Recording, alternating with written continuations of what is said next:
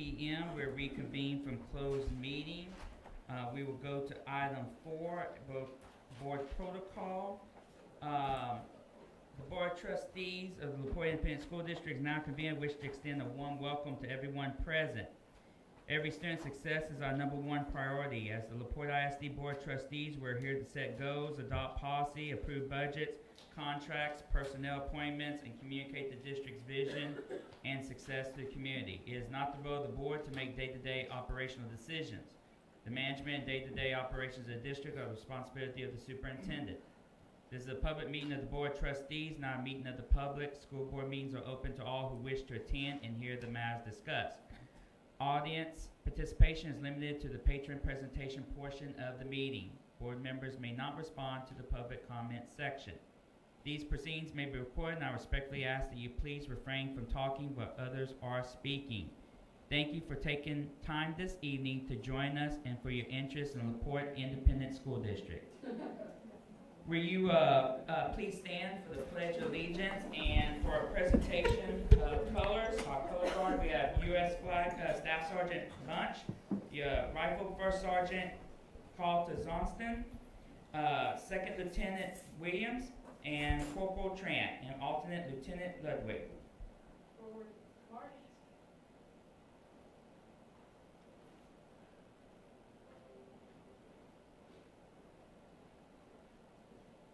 Mark time. March. Color guard. Hold. Left. Face. And will you join me to the Pledge of the United States flag? Present. Colors. I pledge allegiance to the flag of the United States of America and to the republic for which it stands, one nation, under God, indivisible, with liberty and justice for all. Now the Texas flag. Honor the Texas flag. I pledge allegiance to thee, Texas, one state under God, one and indivisible. Colors. Colors. Post.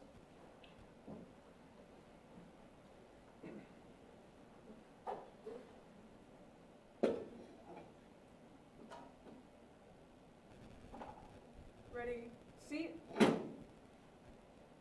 Present arms. Order arms. Center base. Mark time. March.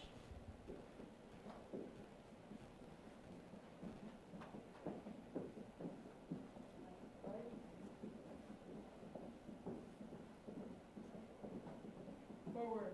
March.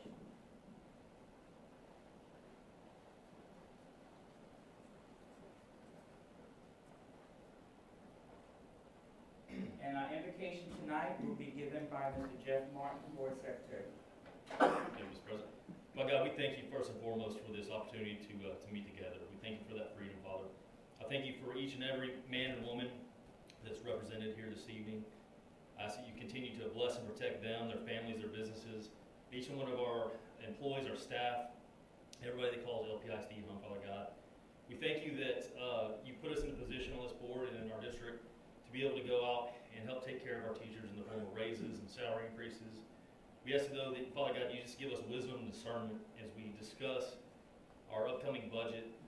We pray that, Father God, that you just give our staff, all the people that choose to call LPISD home, just a restful summer. Please keep them safe. Please keep our board safe and our superintendent safe on our travels this week to San Antonio. We thank you, Father, for the opportunity to serve.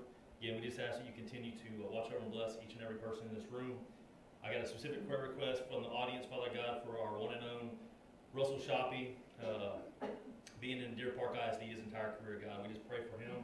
We thank you that he's here, he's seen the light, and we thank you for being with us this evening. Amen. Thank you, Lord. You may be seated. Thank you.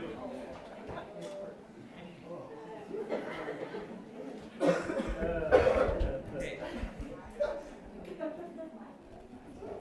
We'll go to item 5, public comments. The board would now hear those who wish to make comments and who have completed and returned the public comment participation request. This section will be conducted in accordance with the Texas Open Meetings Act and board policy. Complaints and concerns for which other resolution channels are provided shall be directed through those channels. Mr. Shoppy, do we have any comments? Yes, we do. Ms. Jessica Rios Lazo, hope I said that correctly, from Stone Creek Drive, she would like to talk about security in our schools. Come on up. Yeah.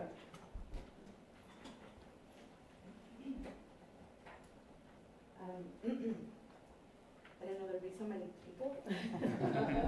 Otherwise, I'd been like, I don't know.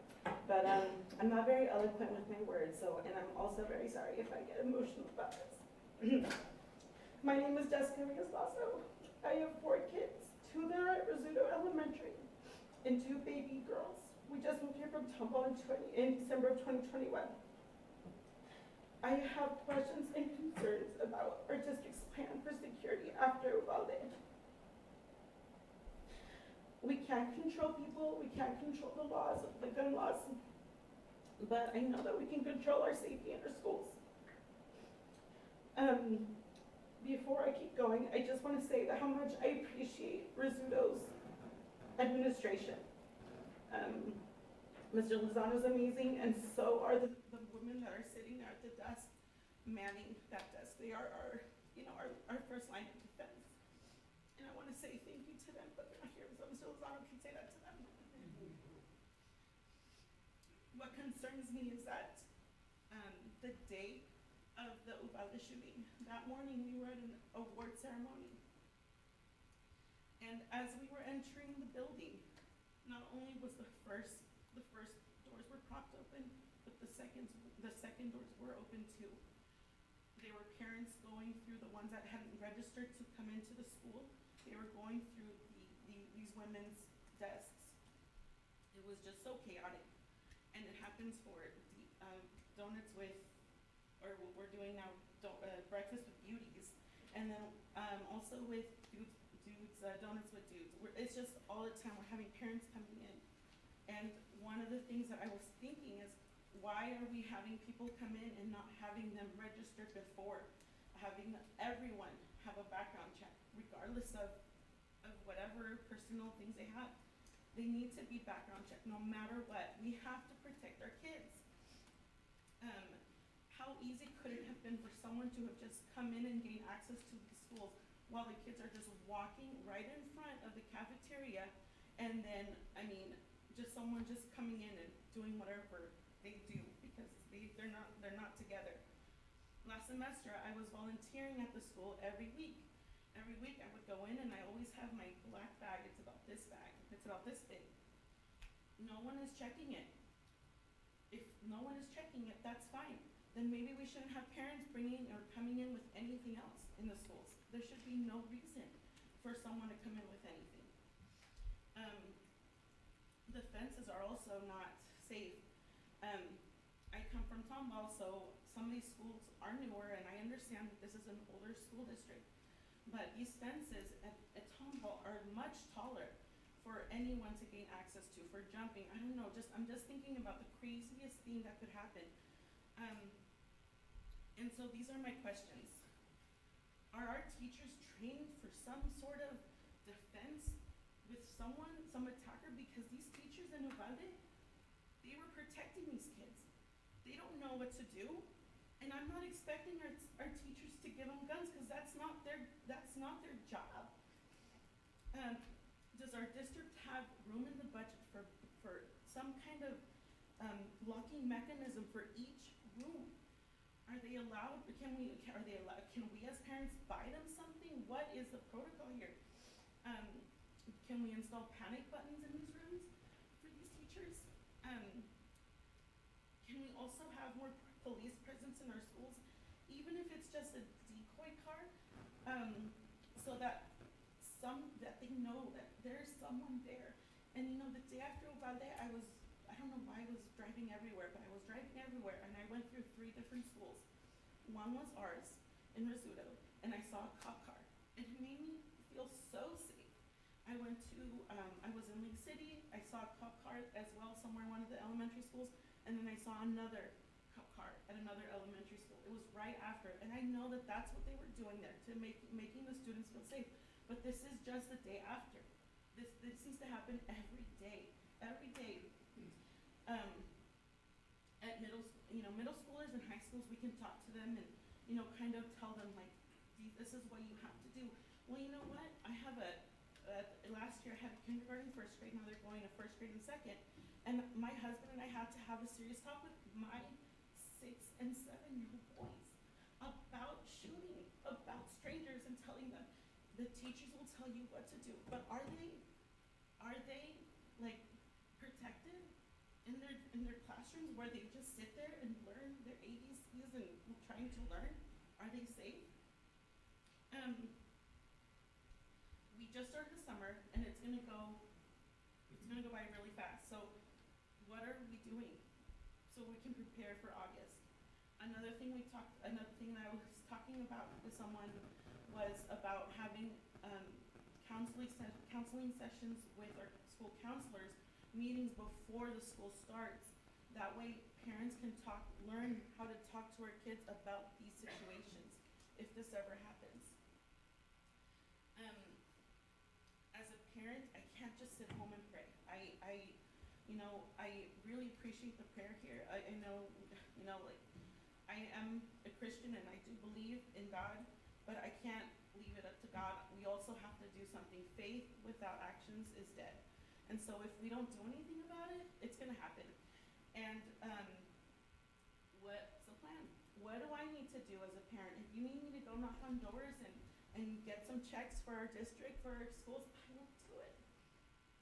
I will do it. So for Memorial Weekend, we were in San Antonio, and we were at the river walking. My 3-year-old was running around, and my husband goes, grab her, because she's gonna fall in the river, and we're gonna be on the news. And so I grabbed her. Guys, I don't want to be on the news for this. I don't want to be on the news where our high school, or middle school, or our elementary school is on there, and then we're getting blamed for not doing the right thing. So I'm grateful for the service that you guys are providing. I've heard amazing things about you, Dr. Jackson. So I hope that we can come up with a solution, and I will be here. And if you need me, Melissa has my number. You guys call me. I will do something. Just tell me what to do. We need to protect these kids. Thank you. Thank you, Ms. Rios-Lazo.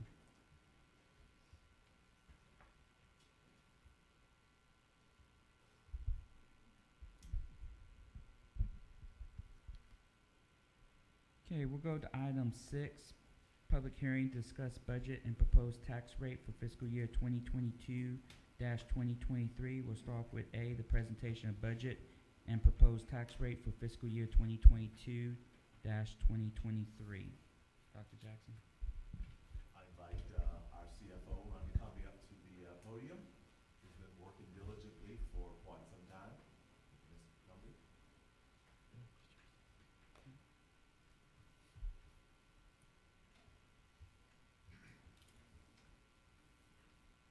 Okay, this is what's in the board book, so I'm just gonna go through the high points and then you can ask any questions and we'll open it up for the public.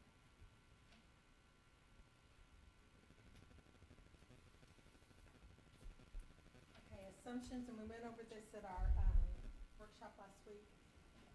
This is a maintenance and operations tax rate of 0.9989, a debt service tax rate of 0.2576, an overall tax rate of 1.2565. That will be adopted either in September or October. Our estimated taxable value with HCAD is $13.6 billion, $659,000 for Chambers County. And our Chapter 313 abatement is about $1 billion, a little over $1 billion. So what that means is the whole $13.6 billion is taxed for debt service. The $12.5 billion is taxed for maintenance and operations. On the abatement, what that means is we get payment in lieu of taxes. So they pay us, they keep some of the savings, and we get some of the savings, and that doesn't go through recapture. Our projected enrollment is 6952, our projected ADA is 6340, and our projected WADA, which is weighted average daily attendance, is TRS, last year, the board adopted the budget, which included paying $400 for all of the people that participate in our health insurance through TRS Active Care. And all the rates went down this year, so yay for that. And I think we may have one that's free for employee only. We didn't have that last year. I can't verify that, but so that's great benefit. For our staffing, we're adding 4 teachers. We're adding 4 teachers at the elementary. An elementary STEM facilitator, SPED behavior teacher, SPED behavior para, SPED 18+ aide, 4 SPED focus aides, an autism specialist that's grant funded, a director, and we added a robotics stipend for all campuses, elementary and secondary.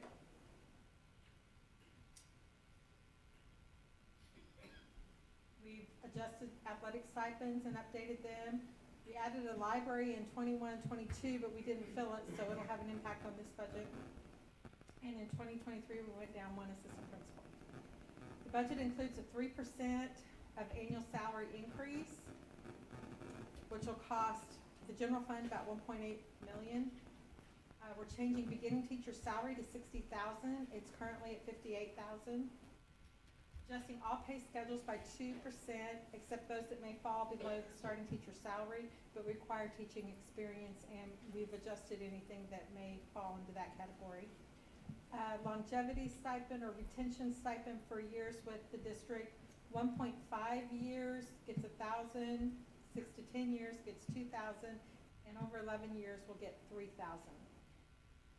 It's only based on years, not how much you work or what you get paid or anything. It's only based on years. So if you have those years with the district, you will get that many. I just want to correct, you said over 11, but it's 11 and or over 11. Yeah, Yeah, 11 yeah. plus, yes, I'm sorry. Those are the assumptions. Our recapture payment is estimated to be at $58.7 million this year. It's going to be between 48 and 49, I believe, this year. That's the estimate right now.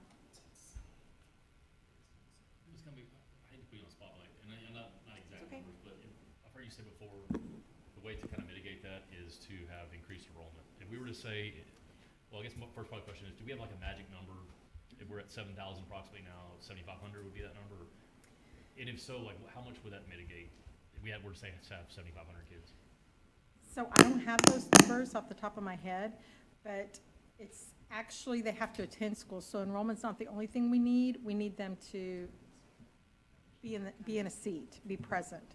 So if our ADA goes up, it's about, with no wait, it's about $6,160 per student. So, I mean, I can calculate those things for you. I don't have them off the top of my head.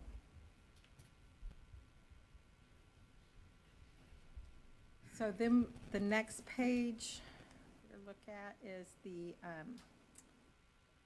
this is across all funds, the governmental funds revenue, so across all funds, including our federal programs. The total revenue we're projecting for next year is $185.6 million. And our expenditures, we're projecting $192.2 million. And I'll go back up to the revenue and tell you the majority of our revenue is going to come from the general fund. And we get 19% in debt service, which is the next highest, and special revenue funds is 6%. Capital projects is showing 0%. Basically, all we're getting there at this time is interest income, which is not a lot of money. Then our governmental funds by source, as you can see, most of them come from local sources. And then 7% is from federal sources and 4% is from state. And we do not get much in state revenue for our funding, but we do get TRS on behalf, so that's also included in there to make that 4%. Then our expenditures, most of our expenditures are general fund, 76%. Our capital projects fund is 4%, special revenue fund is 6%, and debt service fund is 14%.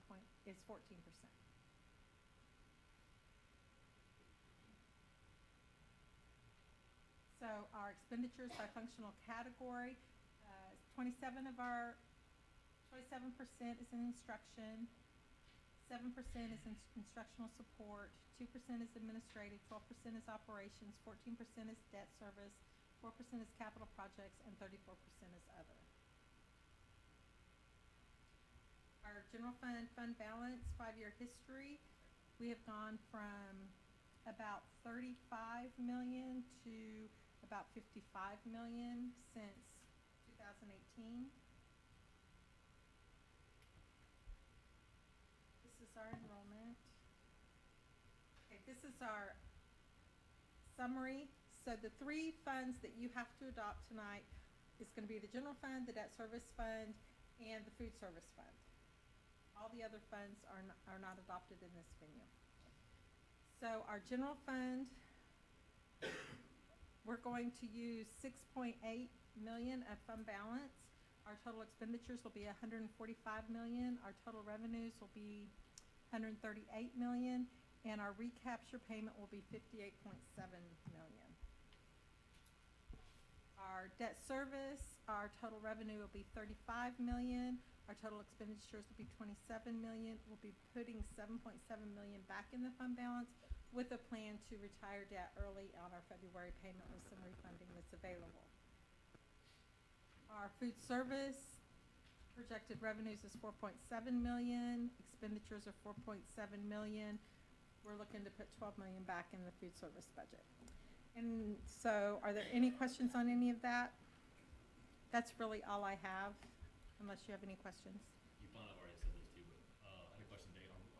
We're doing the free lunch again, or is that program going on?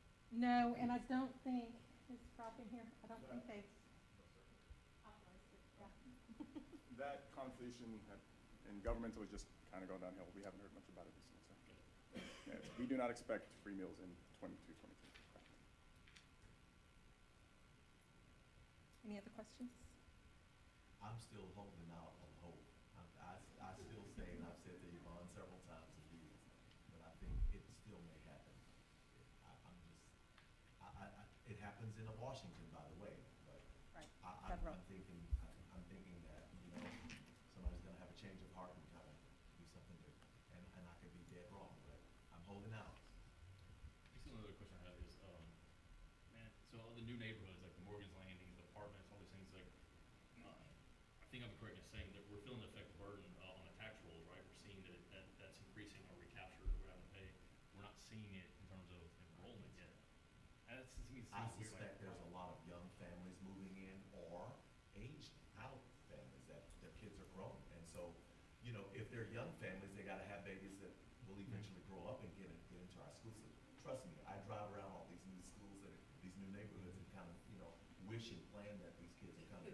So I suspect that some of those are young families, and then some of them can be families that are trading in a home and starting over, and their kids are already grown. So But I don't know. But also too, in the new neighborhoods like Morgan's Landing, I mean, some of them going for $500,000 for some of our young families that maybe have younger kids, that are school-age kids, may be priced out of those neighborhoods too. But there's some small ones in the Yeah. backside of it. Yeah. You're right about that.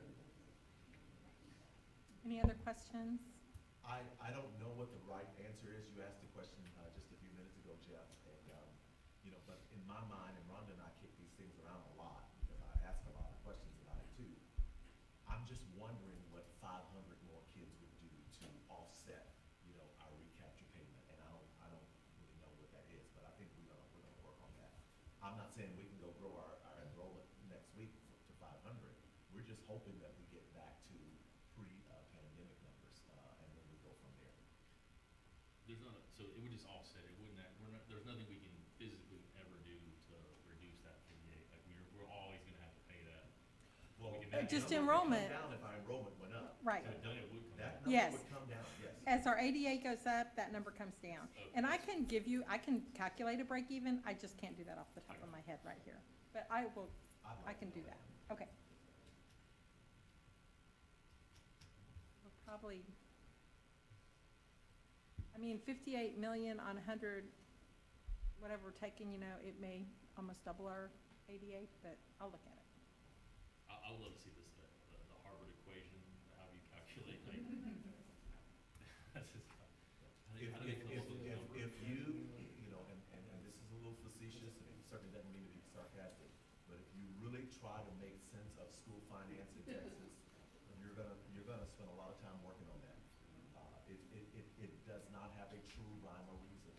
to the weights and the measures that they use on how they come up with these numbers.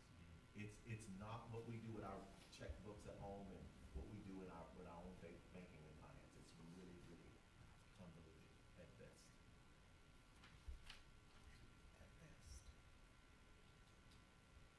Any other questions? I have a comment, but I'm gonna save it to our, when we go to the discussion to adopt. Okay. All right, so I'm going to step away and y'all can do the public hearing now. Okay. Thank you, Rhonda. Thank you, Rhonda. Okay, we'll go to item 6B, public hearing. It is 7:31 p.m., so we're gonna open up the public hearing at 7:31 p.m. If anybody in the public would like to come up and speak on the proposed budget and tax rate for fiscal year 2022-2023? Don't y'all come up at once now. Okay. Going once, going twice. Okay, with that, we will go ahead and close the public hearing at 7:32 p.m. Yeah. Okay, with that, we'll go to item 7, administrative reports. A, introduction of new administrators, Dr. Jackson. Sure. So thank you, Mr. President, and members of the board. Before I bring up and introduce our new our new members to the administrative team, I'd just like to kind of share just a couple of things to kind of close out, because this is kind of a closeout of the official 21-22 school year. As we prepare to close out this school year with summer school and EOC retesting, I wanted to provide the board with a brief summary of the many great things that have happened in the school district this year. First, Porte ISD led the greater Houston area in the state returning to learn in 2020-21 school year. Because of that planning and continued attention to detail, I'm pleased to report that the students and staff attended school in person throughout the 2021-22 school year without any major interruptions. And this is the first time since 2020 that happened, and we're very happy about that. With the board's blessing this past year, we fortified our already strong curriculum team by adding an executive director of teaching and professional learning, a team of instructional coaches, and a data analyst. With their expertise, we have improved our academics and are building a solid foundation that enables us to continue improving teaching and learning in Porte ISD. Among those improvements is our CTE program, which ended the year with 269 industry-based certifications, 269. That's where we clap, y'all, because that's a big deal. Our ACE program with the San Jacinto College, we saw 30 high school seniors earn their associate's degree and a growing STEM program, which will be on every Porte ISD elementary campus this coming August. None of this would be possible without the purposeful professional development that we provide to our instructional teams, some of which is even happening this week, ladies and gentlemen. This school year saw Porte ISD deepen ties to the community and add many, many more. Our newly created Office of Parent Assistance and Engagement opened communications channels with many of our parents. Every school in Porte ISD participated in the Sylvan Beach Day for the first time in a very long time. And our first ever Lemonade Day featured lemonade stands from every elementary campus with a large crowd in attendance. Our partnerships in the community were instrumental in bringing these events to fruition. I know that you've all seen the LaPorte Insider, our new official magazine. It is one of the many ways we are trying to keep our stakeholders informed and grow our enrollment about the great things that are happening in LaPorte ISD. We're also active and engaged with our public through several social media channels, Facebook, Twitter, Instagram, and we're visible and very active throughout the community in service to others. Finally, LaPorte ISD has always placed the safety and security of our students and staff above all else. There has been much work over the years to enhance the systems designed to protect us, and we will continue to place emphasis on providing a safe and healthy learning atmosphere. And you're going to hear some of that tonight from Sergeant Matt Novosad here shortly. On behalf of the administration, teachers, and staff, Board, we would like to thank you and our stakeholders for your continued support as we prepare for greater things happening in the 22-23 school year. And that will conclude the superintendent's report. And at this time, I'd like to introduce our newest administrators to the school district. I'm proud to introduce to you the newest members of the Porte ISD's administrative team. Dr. Alicia Upchurch, would you please stand?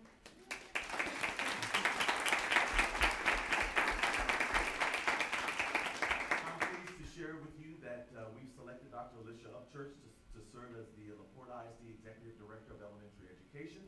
Dr. Upchurch has successfully served as the principal of James H. Baker sixth grade campus for 5 years.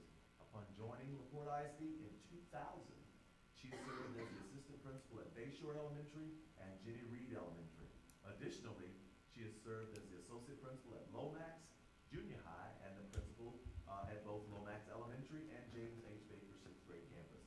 Before joining the LaPorte family, Dr. Upchurch served as a second and third grade teacher in Pasadena for 7 years.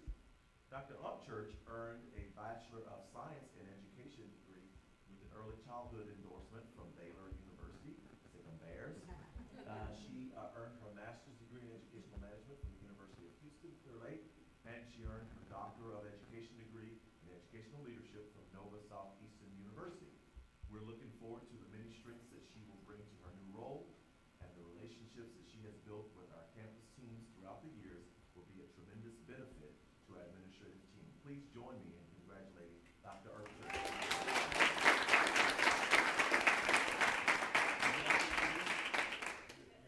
This is my husband Marcus, and then this is my sister, one of my sisters, Allison. She's in from Maine. She's teaching at UH this week.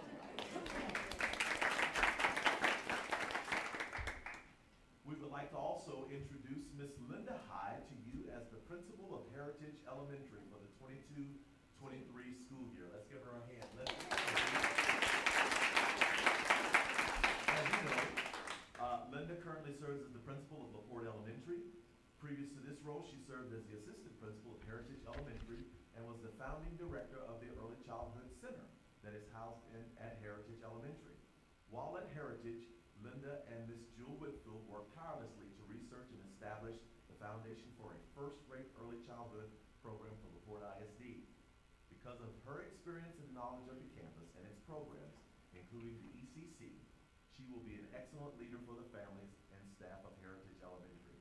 I'm confident that Ms. Hyde will continue the tradition of excellence at Heritage. Let's give her another hand. So she's no longer at LaPorte Elementary, so I'm pleased to share with you that Ms. Karen Lawley was selected to be the principal of LaPorte Elementary. Let's give her a hand.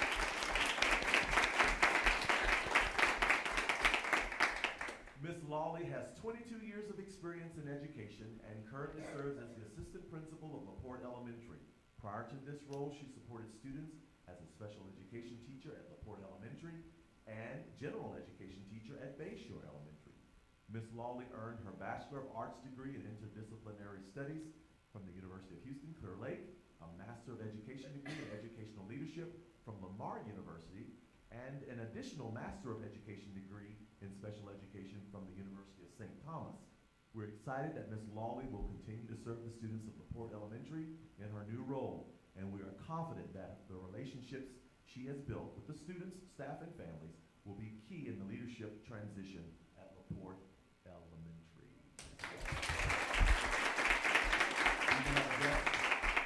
My son, this is Caleb. He attended Bayshore when I was teaching at Bayshore back when Miss Upchurch was my assistant principal. Dr. William Rose, Director of Human Resources. I'm just trying to get that right, okay? Let's give him a hand. We're pleased to share with you that we've selected Dr. William H. Rhodes to serve as the LaPorte ISD Director of Human Resources. Dr. Rhodes joins us from Katy ISD, where he is the founding principal of Robert and Felice Bryan Elementary.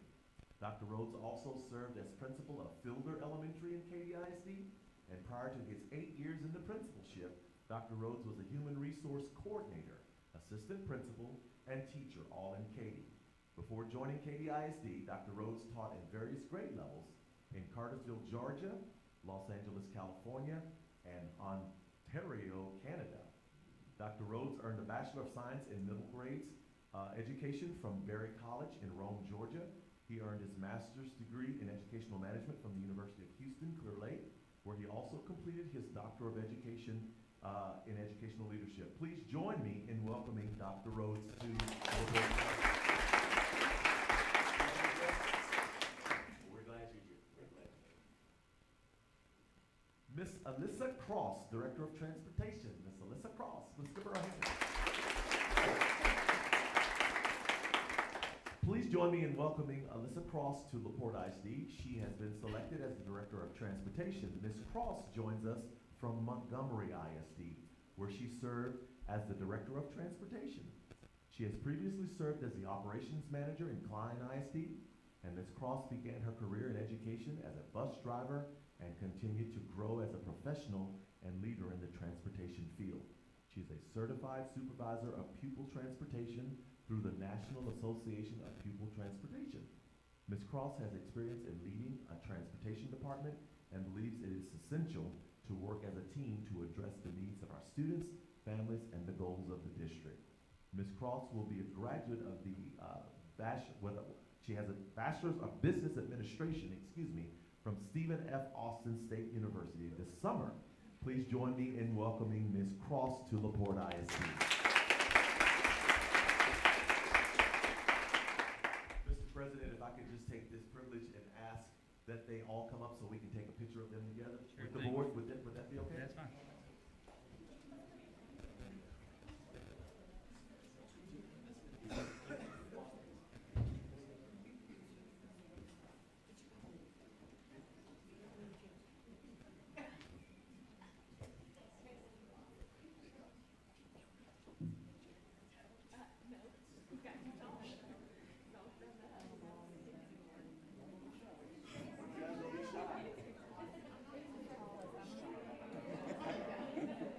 Yeah, you too.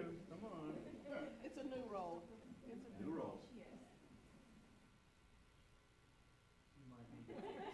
Good job, Adam.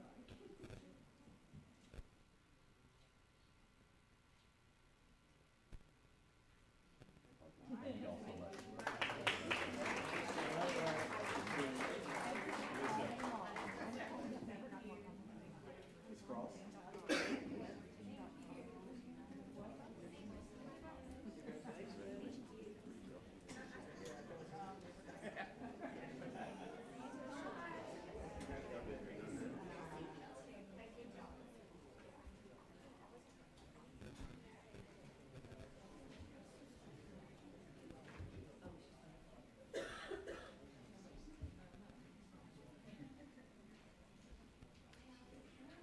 Hey, Russell, they gave me 2 microphones. I'm in trouble. At this time, I want to invite up Sergeant Matt Novosad, and he's going to give the board an update on safety and security in our school district.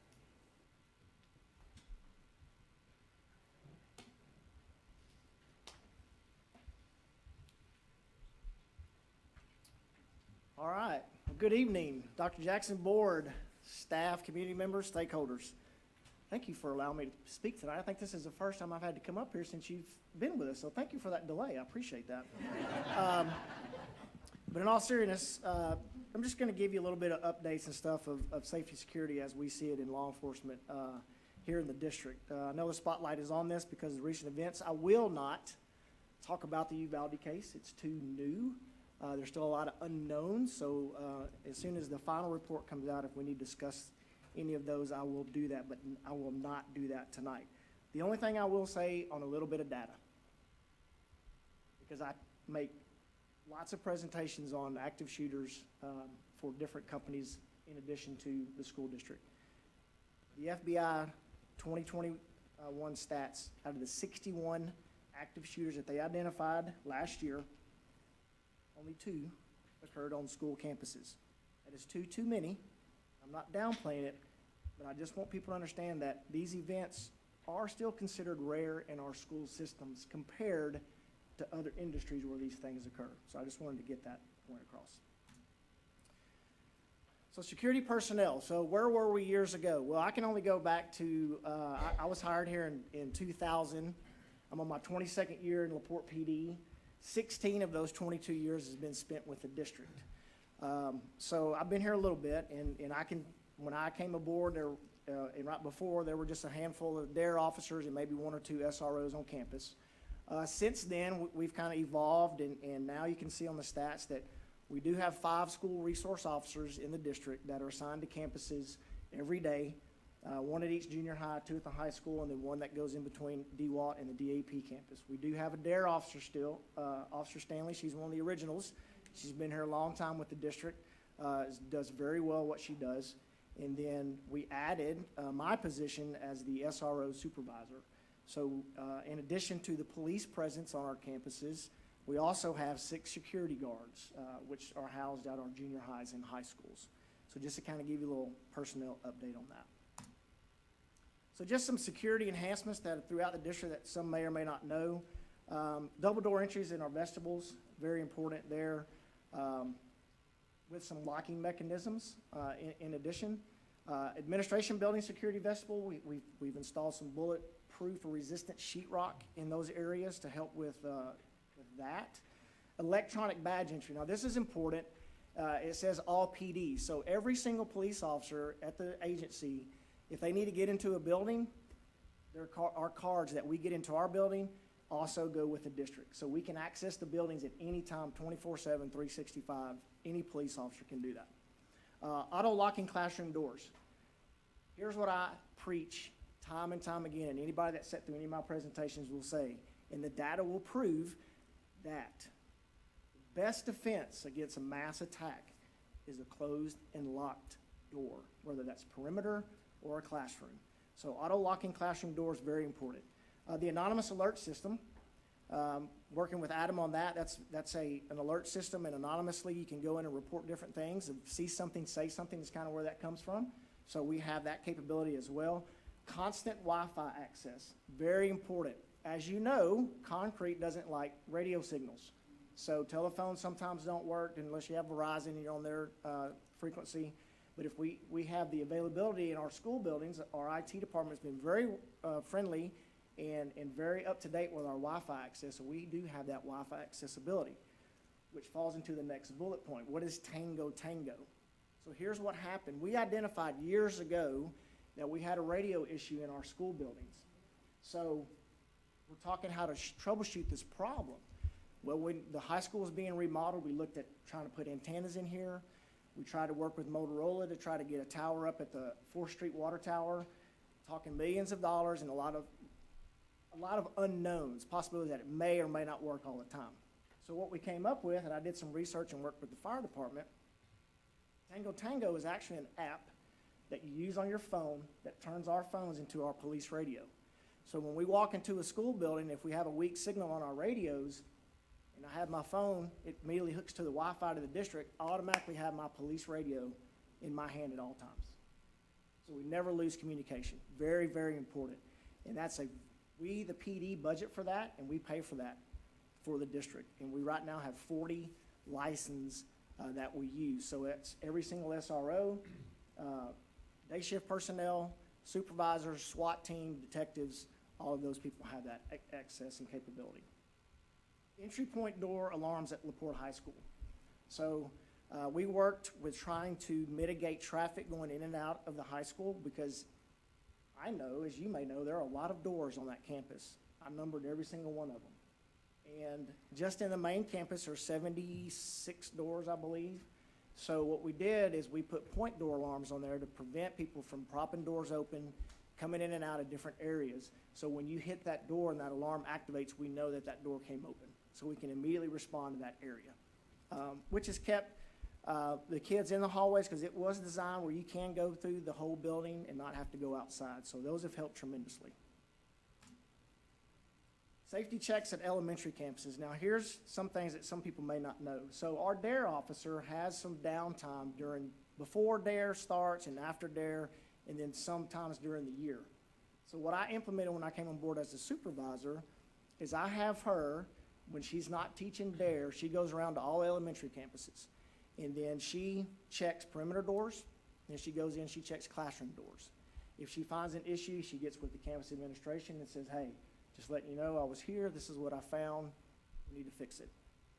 Whether that's just simply having a conversation with staff or putting a work order in to fix a door that's not closing. And actually, that was my second bullet point. The safety checks at the elementary, in addition to what she does, and Assistant Chief Dietrich is here. He's my chief. Towards the end of this last school year, what we did is we assigned the district patrol officers to go to the elementary campuses throughout the day. Those officers go to the elementary campuses, they check out, they walk the halls, they go and check on the kids, they do a quick walkthrough to make sure everything's okay. They move on and go to the next campus. Call volume permitting. Some days we're lucky where they can just kind of do that throughout the day. There's not a minimum or a maximum time they can do that. Serves a couple of different purposes, right? It shows that we have a black and white and a badge at the campus throughout the day. It's random, so it's, even though decoy cars look good, people figure that out. So it kind of keeps maybe some people that are trying to cause harm, kind of keeps them on their toes because they don't know when we're going to be there, right? And it also establishes a relationship between the children and the officers, who the children may not, they see me all the time, and Officer Stanley and the other officers. And then it gets those officers more comfortable, not only with the kids, but the layout of the campus. So if they do have to respond there, they know how it's laid out, where to go, and all those things. So that happened at the end of the school year last year, and it will continue from now on. Officers at Lomax Elementary and LaPorte Elementary every afternoon. We have those officers there, one, because it's on the west side of town, and for traffic control on L Street from Main Park. But he is there and available. The principal at Lomax Elementary has his number. She needs something, she calls him, he comes down. Very close. If somebody else needs something and he's not available, they call me. LaPorte Elementary every afternoon. Normally, I'm the officer there every afternoon. I've recognized maybe there's some changes I can do to put another officer there and use that resource from LaPorte Junior High, where I can then float and go to different campuses in the afternoon. And I try to do that in the mornings. My schedule, when it allows me to, I go to different elementaries every week and try to do car duty there to show a presence. So I was at Bayshore last week, and I'm at Lomax Elementary this week. And then normal school year, I go to all the different campuses. I try to make it as much as I can. So that's kind of currently what we're doing. A couple of future items. There's a lot more. These are just a couple. Gates at the high school to mitigate traffic coming in and out. Now, I know this is different, but we've had some thefts at the high school, but helping to control traffic in and out of there will also help other things. So those are in the future, and also mirrors in the hallway. This came out of Santa Fe. So we have a lot of blind spots in that high school. So different mirrors like in the stairwells and blind corners, where if we have to go into a tactical situation and we need to see somebody before they see us, we'll have that capability. Any questions so far on that? Sorry, on the mirror, Yes. on the mirrors on the blind spots, that's just at the high school? No, that's at different schools, yes, ma'am. Yes, ma'am. Not just the high school, but any of the campuses that we can put them on, absolutely. Any other questions?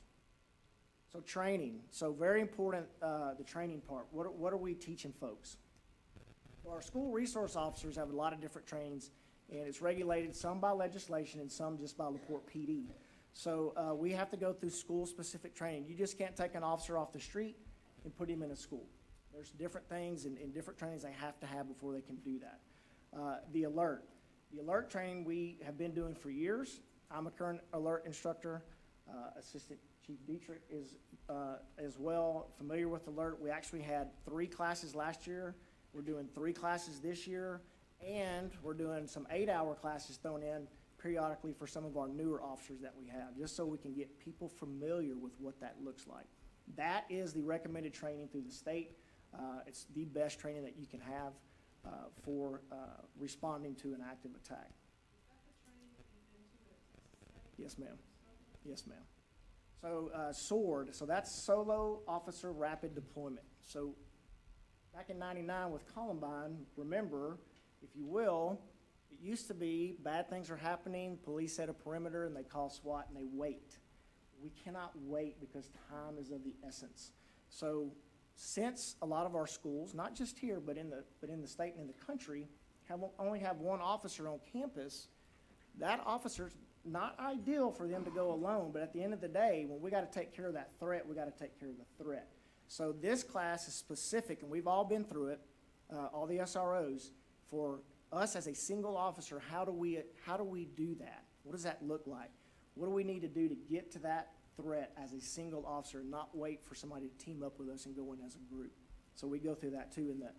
Now the active shooter is now called an active attack, so that AAIR is active attack with integrated response. So what we've morphed into now is we, not only first officers on scene go in to take out the threat, but then right behind us, pretty quickly, we'll have rescue task forces come in that are made up of 2 police officers, firefighters, and paramedics. The firefighters and paramedics will have bulletproof gear and tactical gear. There'll be an officer in the front and the rear for security, and those people go in behind us to start taking care of the wounded. So, and we can have as many rescue task forces we need to start, depending on the tragedy. So that's kind of what alert is morphed into from active shooter. It's now called active attack, because as we know, we can harm people with just more than a firearm. As far as our employees are concerned, they go through their trainings through the district, but I also teach the standard response protocol. Now that came from after Santa Fe 2. It's kind of a recommended by the governor.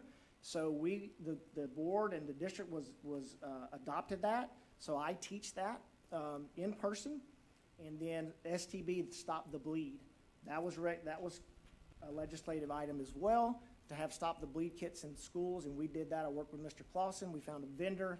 We have multiple cabinets throughout all of our campuses with multiple tourniquets and different things to stop the bleed for the injured. And then even our substitutes, we go all the way, we not drill just not only to our staff, admin team and whatnot, but we go all the way down to our substitutes.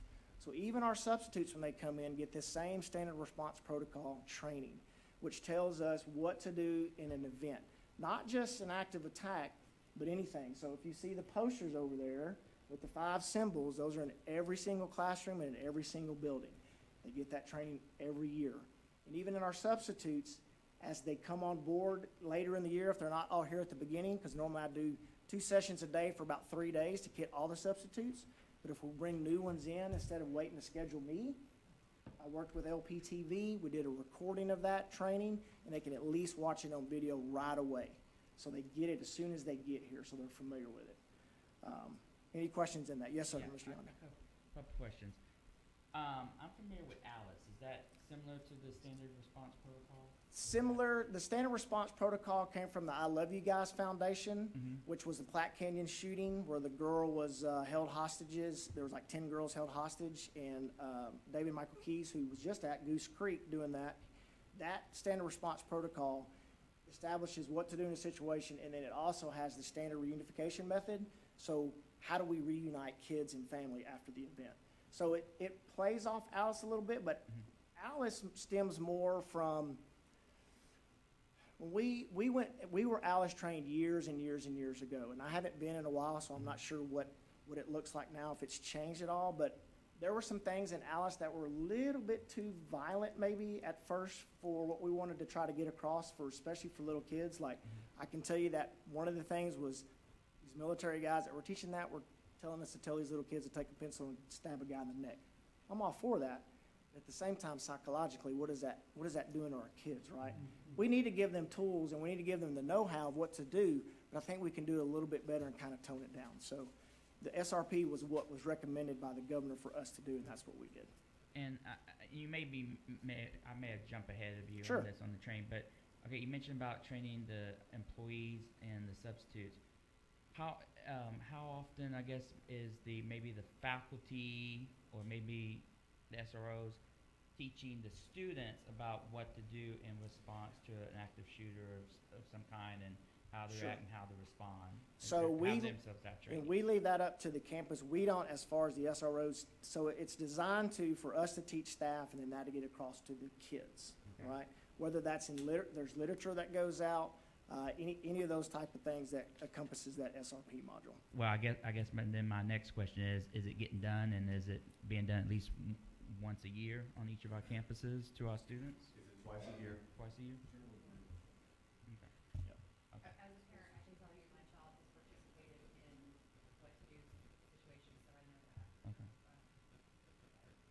And speaking of that, so we are in the process of, we've had some hiccups just because of how we work with EOC to do a citywide drill. A few years ago at Bayshore Elementary, we did a whole thing from start to finish. We were staged, we got a call there was an active shooter at Bayshore Elementary, then we responded. We had children dressed up in the makeup that some were dead, some were injured, some were alive. We went through like it was the real deal. So we try to do that ever so often to work with, so the PD, the schools, EMS, fire, everybody knows, hey, if this happens, this is what it's gonna look like, and this is how we work together to get it done. So we've done that too as well, and there is one coming up in the near future. You mentioned that the teachers and substitutes are trained, but what about all the additional staff that are on site? Or even the potential to, some of the regular parent volunteers and things like that, are there any possibilities of us having at least what to do in those scenarios? Absolutely. A lot of people are out there all the time, so, helping with Sure. different things. There's lots of volunteers doing things. Yeah. Again, our custodial staff, our wonderful cafeteria workers, all of those people could be there at that I time. do transportation, I do custodians, I do maintenance, I do bus drivers. I actually teach an active shooter, what happens on a bus in an active shooter event. I teach all the bus drivers, all those support staff get all of that training. Now, the parent volunteers and stuff, yeah, that's something we could definitely look at. It's an 8-hour class. I enjoy doing it, and so, yeah, that's simple. Absolutely. Getting commitment from the parents is the How many hours is it? 8 hours. I will say, I participated because of our business. I participated in the LaPorte's active shooter training 3 or 4 years ago. And the knowledge base from that just alone, I mean, do I feel like I could handle a situation immediately? Sure. No, but I feel like I'm more prepared. So if parents are in the school, if something happens, it would be nice for them to have an idea of what So to do. we could, so I teach that now, right? So I went to the old DuPont plant, I did 6 classes, and I just went to Altivia last week and did 2. So that class is about an hour, and it goes over some data and then kind of how do you survive, that plays the run, hide, fight video. We don't like to use run, hide, fight with alert, we like to use avoid, deny, defend, just because how it's worded. But we do when we go to an adult-based industry like that, we will use the run, hide, fight video, and we could incorporate that and kind of use some of this SRP and do an hour class. That could be done pretty easily. Yeah, absolutely. I know there's a lot of school districts that are going through what's called a Raptor system. Are you familiar with that? The or- Raptor is our ID stuff. We Yeah. have that. Have that? Yes, sir. Good. Yes, sir. Matt, is it safe to assume that any time an unfortunate event like Santa Fe or anywhere over the years something's happened, that our district has taken a proactive stance to kind of go and evaluate our security, and you guys have adapted things over the years? Is that pretty safe assumption? Yes, sir. And, and just like anything else that happens, right? The intentions are there. We look at different things. We have plans. We have ideas. Just like the locking mechanisms in all the elementaries now that have they have to have the button to get in. You can't get in unless you're buzzed in. And we look at different things. And unfortunately, sometimes tragedies move those timelines up, right? So yes, the short answer is yes to your question. We do analyze and pick and see what can we be doing better, because you can always do better. I appreciate, and you're right about that, but I appreciate you coming here and informing the board, and so we're aware of it. How do we convey this, or what is the district doing to convey it to when we have a concerned parent or somebody, when it's fresh in our mind? How do we let the community know, here's the things we have in place, here's what we're looking at? Is there a certain way, maybe this is a question for Adam, but like, are there things we can do to, even some symbols like putting this video out there? I know we record this, but we push it out there, guys, here from our yeah. Yeah. But because I think that's going to be a common thing. Sure. If they get, right. Yeah, and then they can get the printed version of it too as well, that when we go send all the paperwork out at the beginning of the school year, those packets are available for them to get, right? And if they want the one-on-one personal view, then absolutely we can do that. Or even if it's via Zoom or something, where maybe the travel part is not, or social media. I was sitting there before I came up, was thinking, obviously some of your billboards are working, because not only are we getting people, but obviously we're getting outside admin too. So maybe what we do is we use one of those billboards to put the pictures of all the officers that you saw up there, and we put, you know, safety and security, you know, hashtag we're all in it together, or something to show that people as they're driving down the highway, this big billboard of the police officers at LP ISD, to have some sense, you know, that we're doing what we can. I can't remember if it was LaPorte Fire Department or EMS, or one of you put out a video, and obviously, I got to see behind the scenes a little bit with my father, and it was second to none. And I think that if the public really had a grasp on the training that you go through and the number of resources that go to the problem, this community is really, really unique and very, very special. And I think that video, you can still find it on YouTube, that kind of showed a little of the exercise you did, and I think that we got to just educate the public and Sure. let them know that, hey, these are the resources, and you know, we need to get that message out some way. Yeah, absolutely, and you know, and like I said, the tragedies move up the timelines, right? And so when it's fresh on people's minds is when it's best, because at the end of the day, when you go 4, 6, 8 years without anything happening, then the mindset shifts to, well, it'll never happen here. So that's something else we preach in our presentations. You cannot have that mindset. So we can absolutely do that. And that video you're talking about was the Bayshore incident. Yeah, it's really good. Can I ask you about, I know we're going to discuss a potential bond, and when the security, I guess, will be a part of that, hopefully, right? A big part of it. You mentioned the entry point door alarms at the high school. If money weren't an issue, or we could generate some additional funds, do you think there'd be value in putting those at every single door, at every single campus outside of the high school? Yeah. Now, a lot of our campuses, there's not as many doors, right? So most of those doors are one way in, one way out. But any door that allows access from the outside or inside, I don't see any reason why not to put. If you ask me to add a safety enhancement to, especially when it comes to physical barriers, I'm always going to say yes. Absolutely. The conversation we've had, talking about, you know, typically the model is that you have your resource officers on the campuses of your middle schools and your high schools, and those kids are a little more, they can think on their feet and they kind of know what to do, can Sure. respond, where the kids are, they're city ducks, and we don't have the officers there. What would it take to shift some resources there? I know that the campus visits with the officers talking about, I think that's fantastic. I don't think most of the public knows that either. I did not. I think that's a great move, but what would it take for us to get an officer? And is it feasible? I know that staffing is a concern for everybody. Is there any thoughts of that? So I can tell you this. We, as a police department, and this is not specific to LaPorte, this is a nationwide crisis, right? With all of the things that have occurred in our country, with the defund the police movement, there are just not a lot of people knocking the door down to become a police officer, first and foremost. Second, we are at a shortage as well that we're trying to fill. So if you're looking at first trying to fill your PD, we don't have enough applicants to do that with, and you look at now, how are we going to fill a school setting? Because you have to have so many years of service, has to be the right type of officer to work at a campus. We're just not going to throw just some uniform out there just because, right? I think we're doing that with our what we've instituted now, which is fine because they're just there periodically through the day. They're not there all day. So staffing isn't the issue. Not money-wise, there's no people to get. There's not a pool. So that's where our issue lies. And I It's appreciate that. unfortunate. It's Yeah. just, you know, something Sure. at this point, and that's why I wanted to. Yeah, absolutely. Absolutely. I've got a lot of different opinions over the years on, before I was on board, but about the camera system that we have. I know that was an issue with our last bond. In your professional opinion, what level of comfortability are we at with our current cameras? Does that need to be upgraded? I love our camera system. They are in the constant upgrading as older style cameras go out. They put the newer versions in. And we have so many cameras that sometimes I get cross-eyed looking at them, right? So, yes, have the district done very well on cameras? I can sit here in front of every one of you and say, yes, they have. Are there some that we need to adjust and look at and tweak and do? Absolutely, right? They're mechanical, they go out. So, and when we identify those, we work with IT and maintenance, and they get it done, right?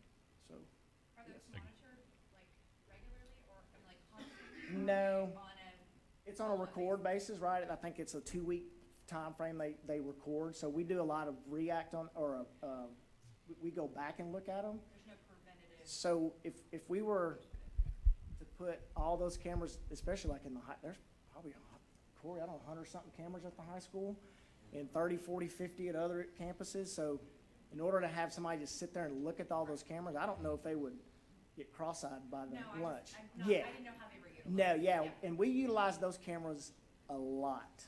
I mean, to make a lot of cases, to look at a lot, because even when people tell us, hey, I saw something over here, can you look at it? We go right back to the cameras, and we all have access to the cameras. We know how to operate them. We go in and we look and we say, okay, hey, we verified it's this, this, or this, right? So even with the catalytic converter test, we've used those to try to get some suspect information. Sometimes it works, a lot of times they don't, right? Because those guys are smart. So we do utilize the camera system a lot, and it's good. So the big question, money's not an object, I got a magic wand. In your world, and to further secure our schools, our district, what can we provide for you to just lock down our district and protect kids?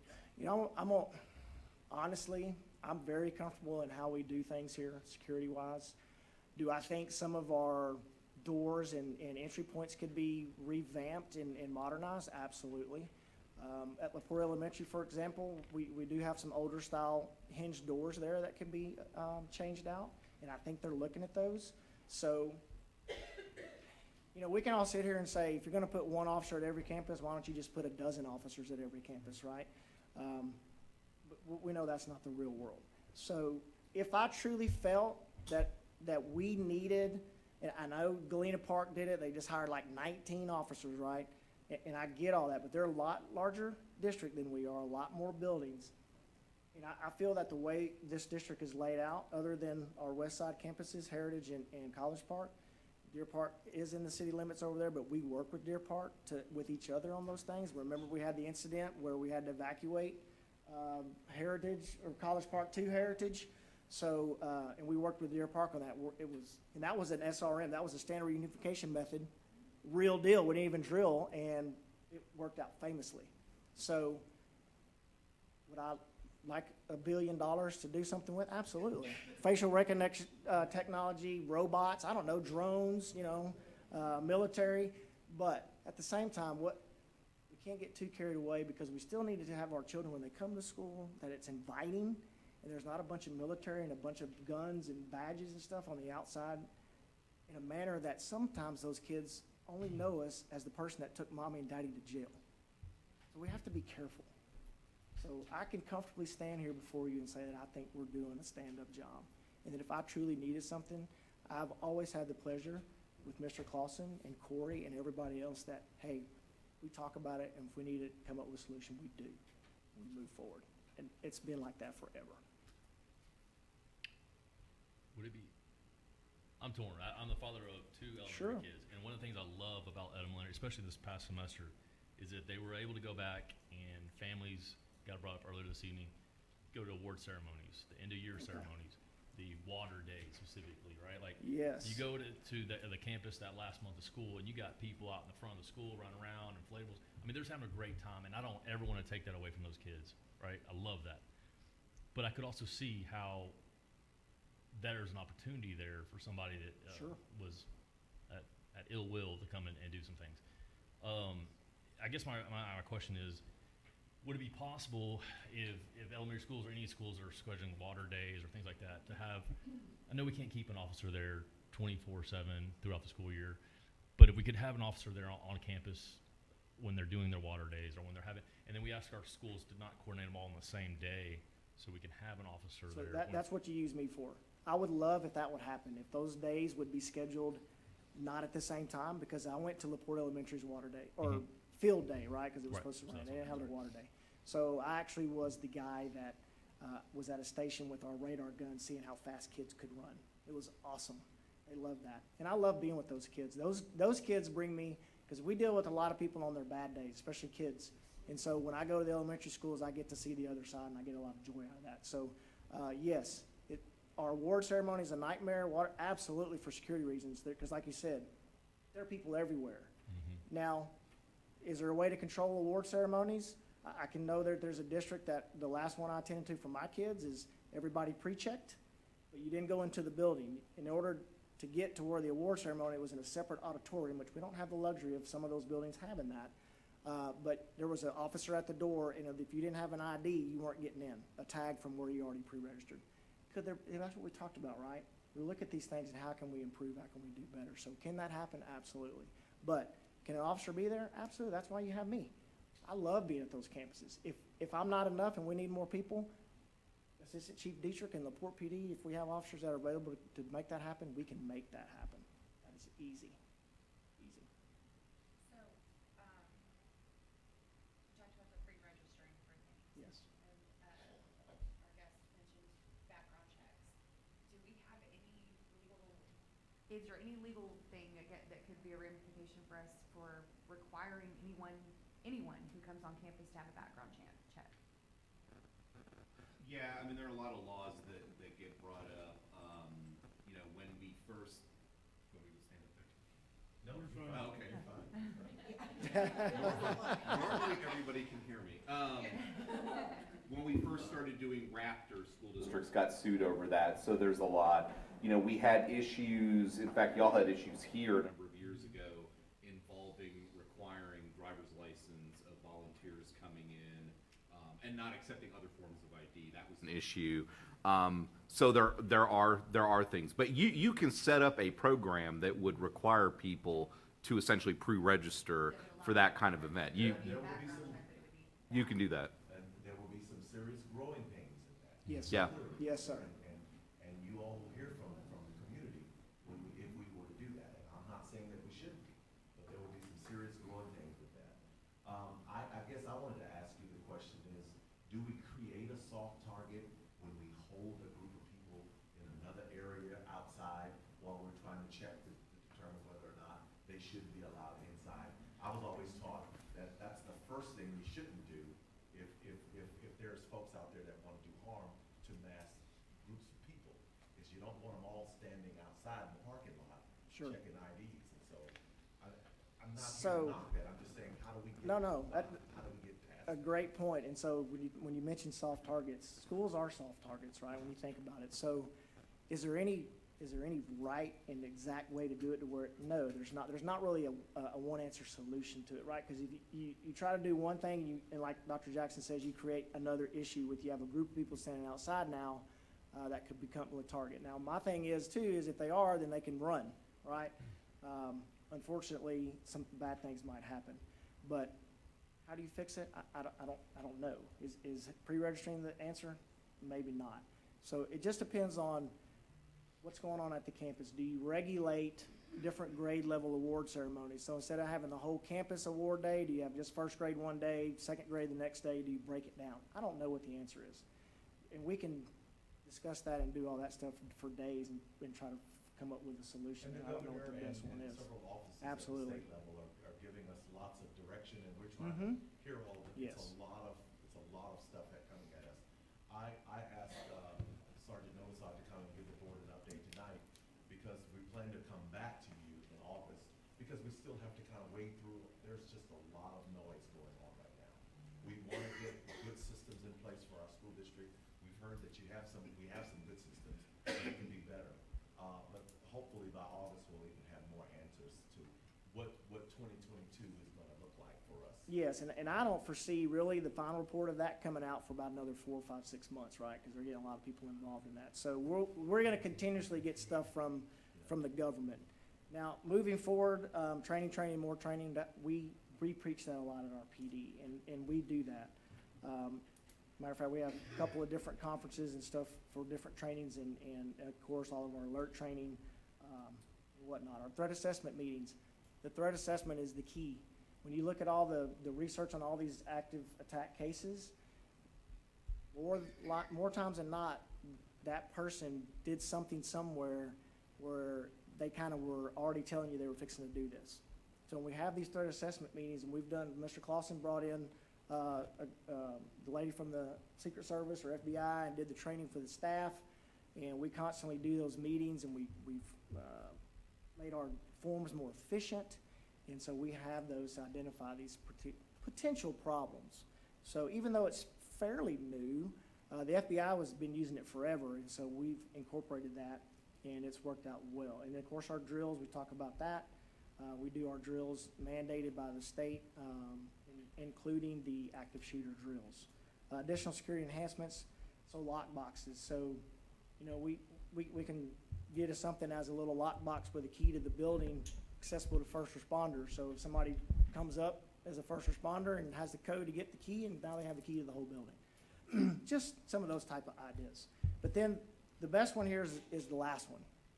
Right? We have been very fortunate in this community to not only have community support, we normally, that's as the police department, get a 96 or above % approval rating from our community. The ISD and the police department's relationship has been so good for so long, and we still, when we go to conferences and we explain how we do things here in LaPorte, there are a lot of places out there, not only just ISD departments, but SROs departments as well, that they can't believe that we do what we do here because the relationships have been established. So we're very fortunate in that. So I'll leave you with this.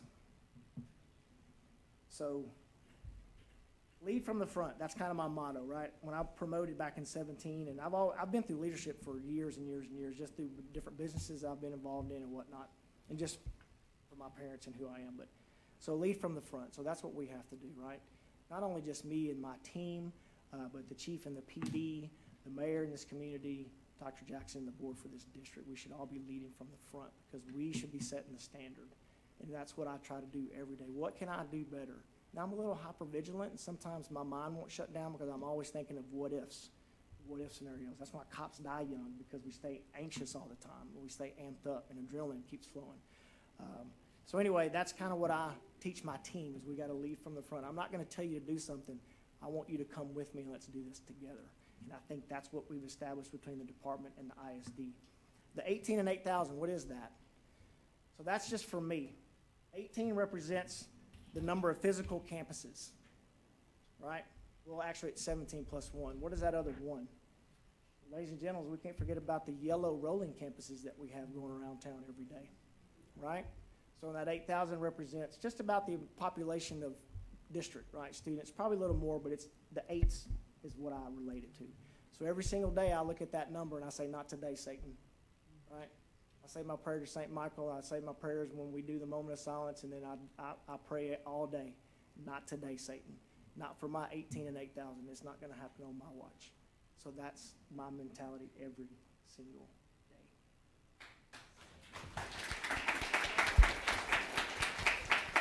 Man, I appreciate you brought up the community aspect, and what triggered in my mind is you guys have a Citizens Police Academy coming up next month or so. Yes, sir. I know it's a 13-week program. Is the school district covered? Do you guys have an SRO? We have a SRO DARE section in that Citizens. Right, Normally so we do. That could be a good opportunity. Dr. Jackson talks a lot about creating ambassadors, right, for our district, and that to me could be a tremendous opportunity for our district to encourage citizens to go to that and learn specifically about what's going on in the school district. I've been through that course and it is phenomenal. Yeah. So then maybe what we need to do too is adapt a little bit more like what you're talking about, is adapt that SRP module into that just to get a little bit more out for those people too. We can, that's easy, easy, easy, easy. Sign me up now. Yeah. So, any other get questions for me? Thank you. Absolutely, thank y'all. Appreciate y'all. Thank you. Thank you. So board, thank you, Matt. Thank you again for that. And so we asked Matt to come and give you an update, and I think we should feel a little bit better about some of the things that the sergeant of the police force is saying that we do well. We realize we've got more to do, but in that, there were some things that were some concerns brought to my attention during my parent-teacher meetings, and I shared this with the board in some of our updates. Some parents and teachers brought issues to me toward the end of the year, just things that were happening in the school. So with that, we developed a task force, and I asked 3 principals to kind of lead this, and they're going to come and just give you a very brief overview of just some of the things that we're looking at, because we're going to bring this back as well. But this is the end of our school year, and we're trying to show you that we're trying to address the issues that are going on in our school district. So I'm going to invite Blake Miner, Alicia Upchurch, and Camilla Whitlock to the podium, and they're going to briefly kind of update you just quickly on that, okay? And that'll be the second part of this safety security, and we'll be done with this, okay? Thank y'all so much. Yes, sir. Good evening. So it'll go hand in hand with what we've heard. All right, so we'll get started quickly. Like Dr. Jackson said, he reached out to us to create this behavioral management task force. So the three of us met together, started discussing what we need to do. And the first thing we looked at was creating our group of stakeholders. We reached out to parents, staff members, counselors from our district as well as outside of the district, SPED personnel, BSP personnel, and had a overwhelming openness to come and join this group and share what they're seeing, what their experience, what they're hearing from their kids as far as discipline issues in our buildings. We then scheduled our first meeting, discussed norms, discussed those trends and patterns that we're seeing that Dr. Upchurch is going to share in a second, and from that, the major concerns that we needed to focus on to get our students back on track, our buildings back on track, and get a focus on instruction. Okay, so we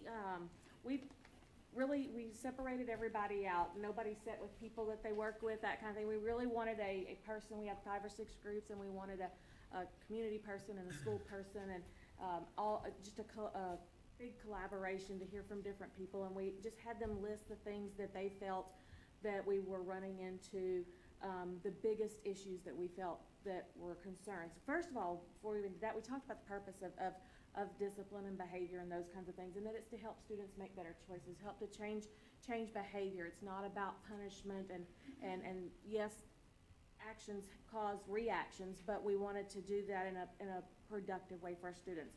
So we talked about the biggest things that we came up with as a group were violent outbursts, disrespect, unmotivated by academics and achievement, inconsistent consequences, a lack of accountability, a lack of socialization, and increased conflicts, which we found, we all talked about that's hard to prevent because a lot of that happens on social media. And so there was that kind of conversation about what happens, and is everybody really aware of what's going on social media, and when we get to it, how far down the road has it gotten by the time it gets to us.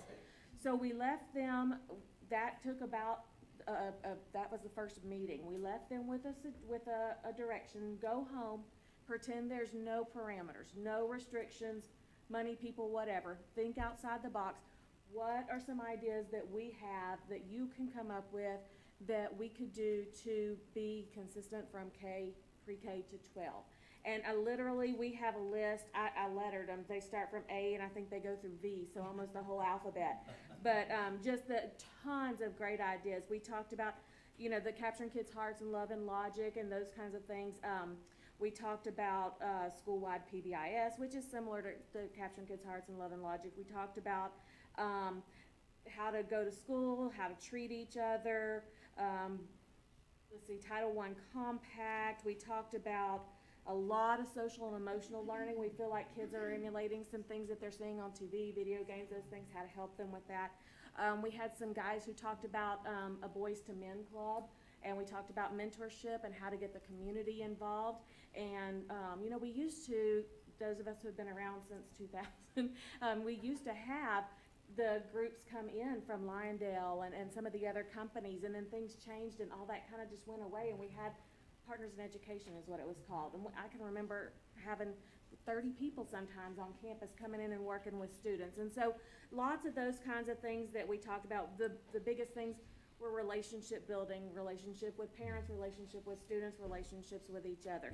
And so then Ms. Whitlock, what we did was we got in a group, and everybody got stickers. And they went around and they had 3 stickers each. Put your sticker by which thing that you think is the most important approach to solving this. And so that's what Ms. Whitlock is going to tell you about. All right. There were about 3 outcomes that kind of stood out. The first one was the consequences, consistent consequences.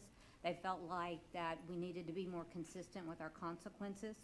Also, learning how to go to school. We need to spend more time. We do it a lot at elementary, teaching them how to be students, how to act, what's expected, and so we wanted to do that more. Some of the secondary thought that would be a great idea for them to continue that as well. Show them what we expect from them, and then just have a common language. And we thought what would be a really good idea, we have the portrait of a LaPorte graduate, we would like a poster from pre-K to kindergarten with common language that is the LaPorte way. And just some expectations that we want to instill in our students, but just have it the LaPorte way, what their expectations are. And so as a administrative group, I think with elementary as well as the secondary, to get together and just come up with some things that our expectations, what we all can agree on, and have that common language from pre-K all the way to kinder. So it's not, they don't think it's something different at each grade level, because we're all doing great things at each of our campuses with the capturing kids' hearts. I think we all know that relationships are very, very important. And, you know, in our restorative practices, we're doing great things. We just want to be a little bit better and more consistent. So, sorry. Questions from the board? Any questions? Go ahead. Did you? I heard, I know several people that were involved in this, and they had nothing but good things to say about it, and they said the energy was contagious, and it felt like the outcomes were resilient. Now, these things, you know, you can't quantify, so you can't measure the results and the effectiveness of these things, but it's so important, you know, in society. And, you know, these are important things, and they do change the entire ambiance and feel and atmosphere, you know, when you've got kids that are compliant. And, you know, I think that, you know, education gets a bum rap, especially in Texas, about it's all about the test, it's all about the test. But, you know, you're teaching kids how to be adults, how to be contributing members to society, and these are so important. And I really hope that we can get some leverage on this and really get this stuff to stick, because this is just as important as those test scores, you know. So appreciate your time and doing that and getting that together. I guess I have I got a question or comment. First is on the comment side, relationships.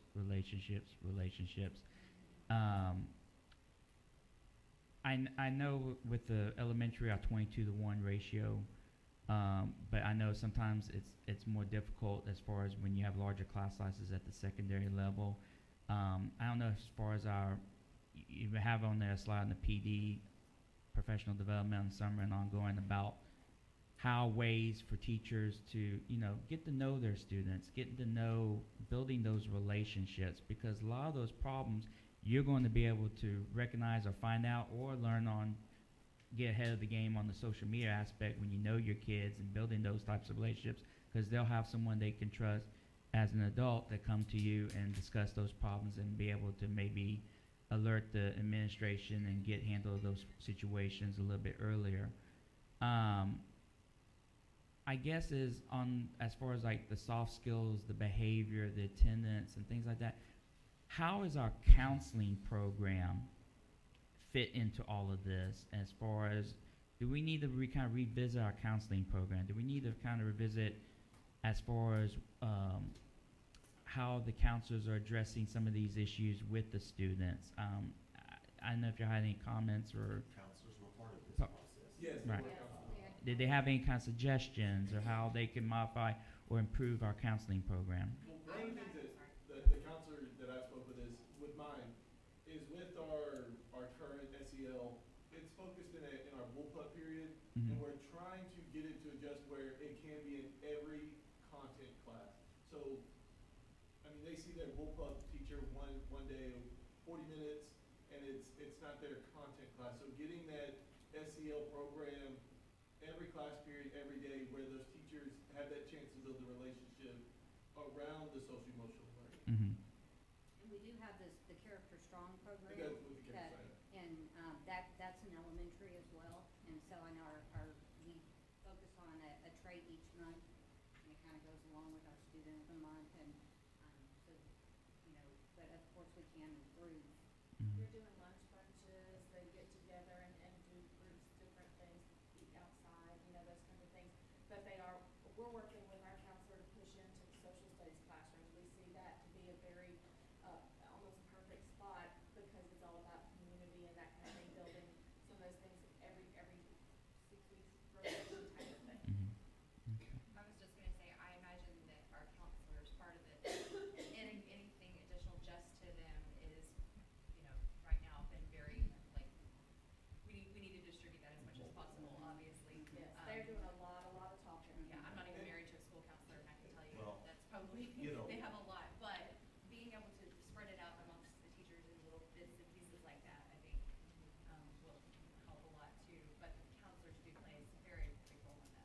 this is a controversial statement, and I'll apologize, Mr. President, but we also need to get our parents involved. Amen. Yes. Social skills is something you learn at home first. Now, we have to do our part as a school, and we're talking about that, and that's the reason why we set up this task force. And we're gonna do those things, but we're gonna have to figure out how do we get and connect what we're doing at the school connected to what's going on at home, so that we can partner. We talk about partnerships, but that is the ultimate partnership. We do the watchdogs, which is a great way to get, it's specifically about dads coming in, but we have watch moms too, and grandparents that come in too. So I think that is one of the first ways to, we love having parents in the building. There's been some side discussions about a program that used to exist with PALS, from the high school students going and mentoring at the elementary and secondary level, and it's kind of, it disappeared. And, this may be the task force, I mean, find a way to implement that and revive that. I know there's 3 of us up here that were in PALS, and we felt like there was a benefit to it, and I learned a lot, as a PALS, so I mean, there was, yeah, so much. There was the one-on-one with students, and then there was also like group classroom settings. So you had, it wasn't just one specific area, you helped where you were needed. And that's just extra support. I think rightfully so. We spend a lot of time talking about how to help the students with PALs and things like those. I'm a huge advocate for that. But Dr. Jackson, speaking my love language tonight, like, I've been thinking a lot about, for lack of a better word, like a parenting 101, like how to be a parent of a LPISD student. A lot of parents don't have a clue. Other parents want to get involved, but they don't know. They don't know where, especially coming out of COVID, they don't know where they're allowed to help, where they need help. But some kind of a basic beginning of the year, each semester or whatever, like just somebody could put in writing, like, here's how to be a parent. Here's how to help your kids with homework. Like, I know that's basic and common sense, but like, there's so many parents that don't do that, right? We have to, and it's sad, but I feel like we could do a lot of good in this town if we were help educate our parents. And I can speak, our campus, Rizzuto does have coffee with a counselor. And I'm assuming other campuses have something similar. So if it was a matter of we tried to do something district-wide ahead of time with everybody before school started, and then the counselors can kind of carry that out throughout the year, that might give them a little bit more of a leg up into the school year. I think some of our principals have some. Principals? I saw lots of head shaking. I just think that we all agree with their involvement is very important, but I know we do a lot of those things, and I feel like we appear to the ones that come to us, they're awesome, and we appreciate them. They already Usually know. not the ones that don't need to come to us. We've got to go to them. We have to figure out a way to go into our community. Well, we'll come up with a plan to go to them. There's a guy there, I'm a film writer on the bus, but there's a gentleman that's heavily involved in our parent engagement, and Mr. Adam Holland. But he came from a district. He told me some ideas. He said in my office, we've had this discussion in detail, and there's other districts in the past that have done some things, and they put was it a fish fry? What do they do, Adam? There's a lot of ideas where we can, I promise you, like, you guys come to us, we have community that wants to get behind you. Like, we have industry partners that will get behind and help fund some of these gatherings or whatever it may be. But if the district's allowing us to do those kind of things, I promise this community to get behind you, and we'll make it happen from a dollars and cents standpoint. Businesses this kind of stuff specifically, I mean, look how supportive they were of Lemonade Day to be entrepreneurs. We're talking about growing the future business people, the future community leaders and things like that. I can see people getting behind it. That's what we just attended TEPSA, and that was one of the things that, I think we're all wanting to implement is, I know one of our places is Seville Place, the apartments. And so instead of doing something academic all the time, because we always have our informational night, we're just gonna go out and we're gonna make hot dogs and just have, have all the staff there and celebrate just, with games and food. That's what it's gonna take. Thank you. Thank you so much. Thank you. Okay, so we'd like to bring up Miss Dr. Linda Wadley. Dr. Wadley, this is her swan song. This is the curtain call. This is the curtain call for Dr. Wadley. Oh, my goodness. Dr. Watt, before you begin, I just want to let the board know that Mr. Murdoch had to leave for a job-related emergency. I know, I think that too. Well, as Nevisot said, they are short. Yeah. Police officers are short everywhere, so. Yeah. indeed. Lord, I believe you have this in your package. You do, you do. Good evening.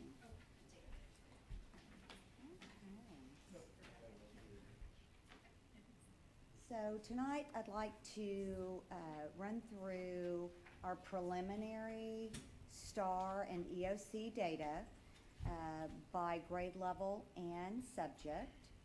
And just since we have some new folks, just to calibrate and understand how this data is presented to us from TEA, it is presented in by three different proficiency levels. Approaches grade level, meets grade level, and masters grade level. And so what approaches essentially is the student has passed the test, but at a minimum level, and might need some assistance the following year. Meets is a higher level. Actually, that's really what our standard is. We want every student to achieve at meets grade level. They might need some targeted intervention, and then masters is the highest performance level. And if you were back in the tax days, or that was considered commended, so somewhat similar. So what I'll be sharing with you this evening is how our students, and it's district-wide, we're not breaking it down by campuses.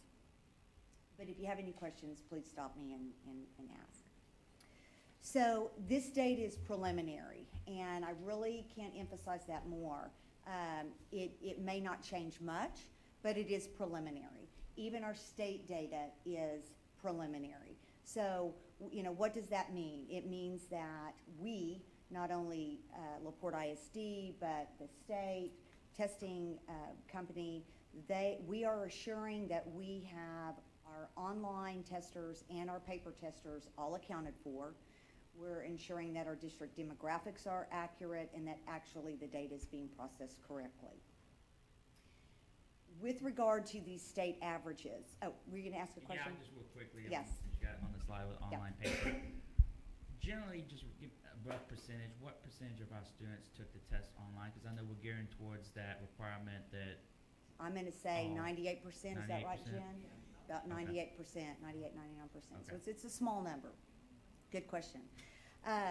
What was interesting to us is that after we compiled the data, we had state averages for grades 3 through 8, and then it got pulled back. It got pulled away. So we don't really know why that happened, but so I have it labeled state 2022 with a little asterisk, just so you know that that's preliminary as well. But it's at least a good gauge to see how we performed compared to the state. And then our high school EOC state averages are still unavailable. So we will get started. What you're going to see, and I have to give a shout out to our fabulous data analyst. He's put together these wonderful tables, so have to give him credit for it.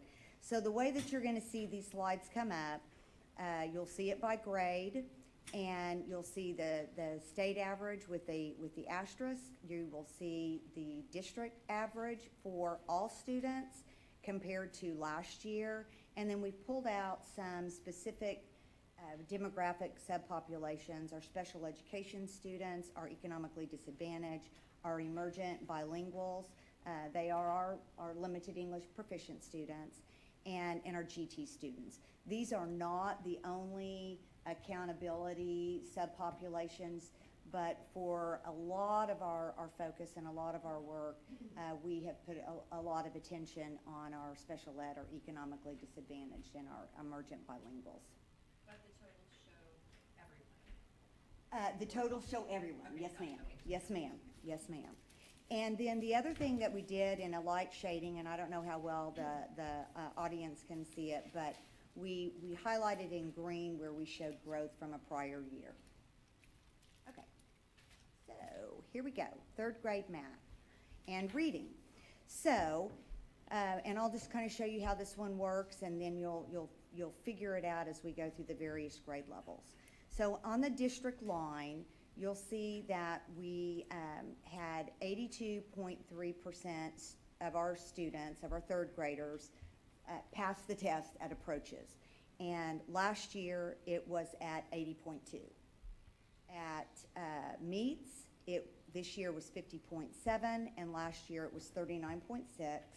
And then masters, 23.1, and last year it was 13.7. So we did have an increase across the board at approaches, meets, and masters, which is what we want, and that hugely influences accountability. And then you can also see our subpopulations, our SPED, EcoDIS, EBs, and our GT, they experienced growth as well. Looking down at reading, you will see that 87.2% passed at approaches compared to 79.8 last year, 59% at meets, 43.6 last year, and 33.2 at masters, and 20%. So that's kind of how this is set up. Okay, at the state level, and again, this is preliminary. We don't really know why the state came in and pulled those scores out. But we had them from a prior time, so we're going to go ahead and share it tonight. So what you can see at that top level for math, the district compared to the state at approaches, meets, and masters, and we were well above the state in both math and reading. Okay. So that's kind of how it works. All right, so now we're going to move on to fourth grade. So, fourth grade math, we did grow from, we did have growth from last year to this year in approaches. We had, well, probably that should be highlighted too, but we also had growth at, well, actually it's flat. So 47 and 47.5, I guess, but and then we were just slightly below in masters for math. But when you look down at reading, you can see that we showed improvement across the board in approaches, meets, and masters. And then statewide, in math, we did surpass the state in fourth grade math at approaches, meets, and masters, and in reading at approaches and meets.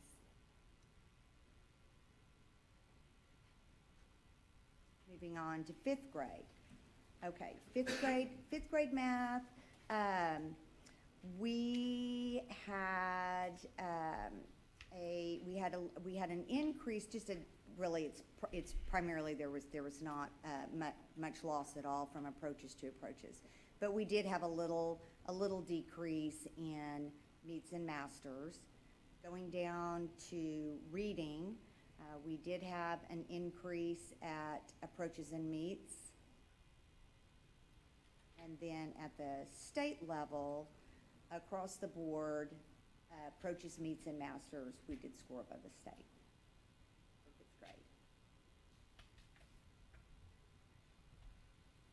Science, fifth grade science. We fell a little bit in approaches, but you can see that we had gains in meets and masters, and so that's really the important area where we want to see gains. And then for science, a pretty substantial increase at approaches, meets, and masters.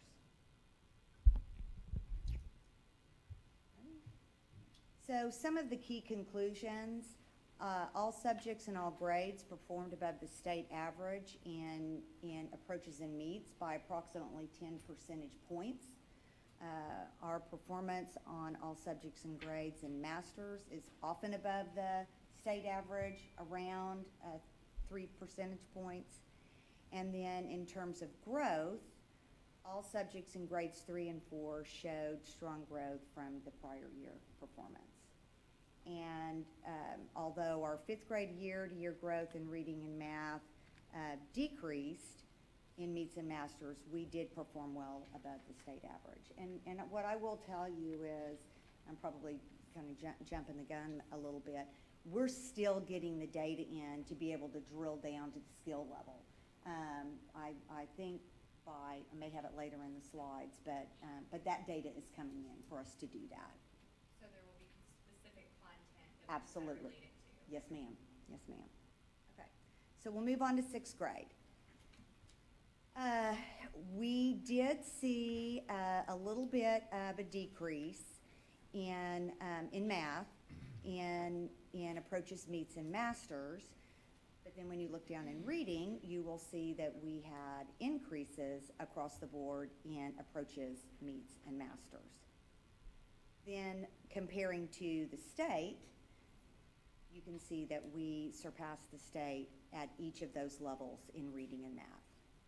Linda, would you say that there are trends, when we see those trends where there's a decline or decrease in performance, is it safe to say that there might even be a decline across the region or the state in that area? Because sometimes we see a dip in all sixth grade or whatever. I'm not saying Right. that happened here, but I'm just saying, is that sometimes one of the Yes, absolutely. And so, and not having last year's state results, but, you know, when we looking at math in particular, you know, 87 to 84, you know, those 3 percentage points, but then when you look at this, the state performing at 70%,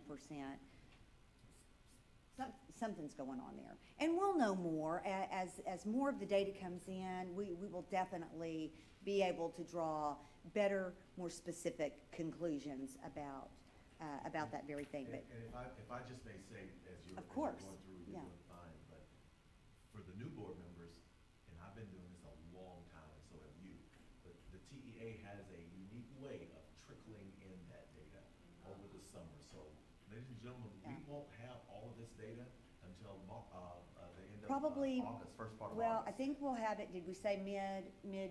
Mid-July, okay, I was thinking But first then part of August. accountability will not be until mid-August. So there's a lot, they release some things because they Yeah. know boards wanna see and schools and principals want some Yeah. data, but they trickle it out throughout the summer. So, you know, I think we got something today that we're Yes. just trying to compare some things, and we still don't have full meaning of all of that. Exactly. So the TEA is. I know this is a dumb question, but what don't we have? What are we waiting on? Well, and I'm maybe looking over my shoulder with Jen. I think maybe some paper, you wanna come up and address that? Cause I don't wanna surmise. Maybe some mobility as well, I don't know. Yeah. So there's actually some actual tests that aren't accounted for? No, we actually, as of last night, got the rest of our paper tests. So we can actually pull off the reports and know all of our testers at this point. Really, the reason we're waiting on being able to do any of this is like for 3 through 8, they have not given us the item level data or any of that information yet. We hope to get that next week. And then as Dr. Wadley said, you know, this is very preliminary in terms of when you start looking at then, this is just the results for our students, but then you put it into the accountability framework, and then TA has to start looking at, well, was the student here at snapshot? You know, then you look at, like Dr. said, you look at mobility and all these other pieces that come into it.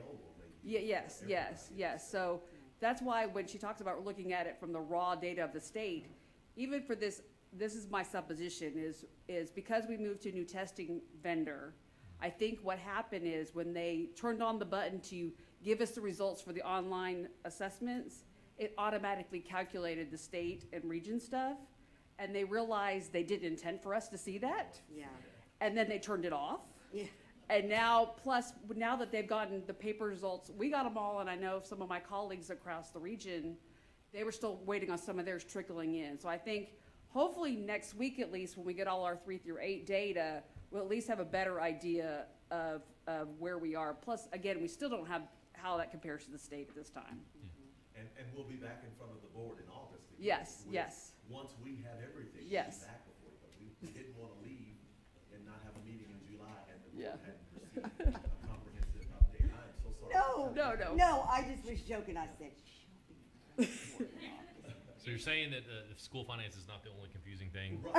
Exactly. Accountability, they go neck and neck over which is more complicated. Got it. But this has just seemed unusually bizarre.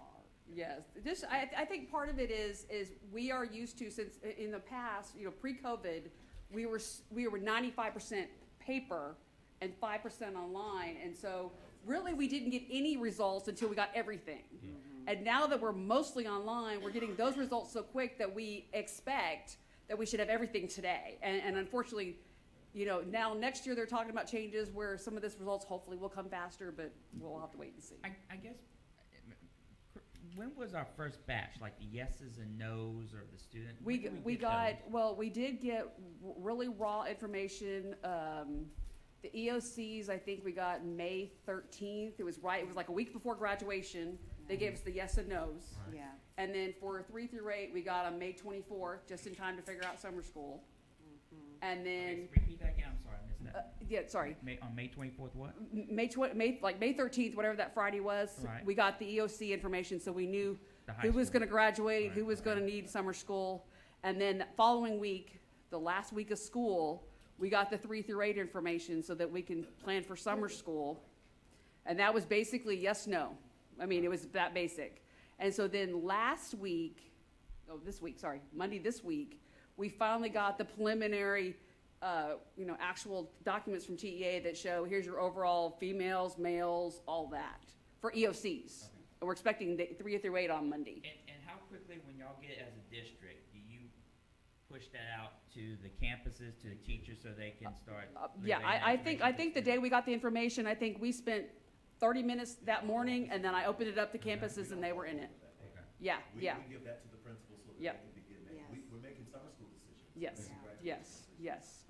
And the board, each time that we got it, you got it in your weekly update. I mean, Yeah. it's pretty matter of fact, but it's just not complete. Yeah. It doesn't, tonight even won't tell the full story. No, and it's just like it's aggravating y'all, as a math person, a data person, it drives me bananas. Because I don't like to sit up here and tell you, oh, it's preliminary, it might change it. I want to be able to say, this is the way it is, but unfortunately, I can't tell you that's the way it is. Okay? Regardless, though, we're gonna show growth, right? So that's a huge positive. That's what we're seeing, yes. Absolutely. Thank you, Jen. Okay. 7th grade. 7th grade math and reading did show growth or improvement from last year at Approaches, Meets, and Masters. And then for state, however, we really are just on par with the state at Approaches. Didn't lose ground. And I know you all know this, but for our new board members, our students in 7th grade, that's when they can begin to accelerate. So our 7th grade advanced students are taking combo 7th and 8th grade, primarily 8th grade math, and they take the 8th grade test, the 8th grade STAR. And Does then. that happen in other districts too? Yeah. So it's safe to say that other districts have that same issue? Yeah. Yeah. So, okay. Well, I understand, like, that's a problem for our district, because our upper echelon kids are testing out, they're not taking those tests, Yeah. but if others, if we're prepared to get to state, my question was, does that happen in other districts as well? Yeah, I think so. I think that So we is still common. should see more of a, well, our goal should be at least above Yes, the level. and you are absolutely correct. Absolutely correct about that. Math is most certainly an area of focus. And then our reading is above the state average at Approaches, Meets, and Masters. Moving on to 8th grade, we have some mixed change from last year, specifically in math. A small increase in Approaches and an increase at Masters, but a little dip in Meets. Maybe that's because those kids got Masters, so that could make some sense. And then 8th grade reading, you can see that we had growth at Approaches, Meets, and Masters. For comparison to the state, above the state at Approaches in math and in 8th grade reading at Approaches and Meets. Science. We did show a decrease from last year. Again, haven't been able to delve in to know particularly why that is. However, it could be that maybe the test was more difficult, not entirely sure, but we did exceed the state at approaches. For social studies, we saw small decreases in approaches and meets, but we did surpass the state at approaches and meets.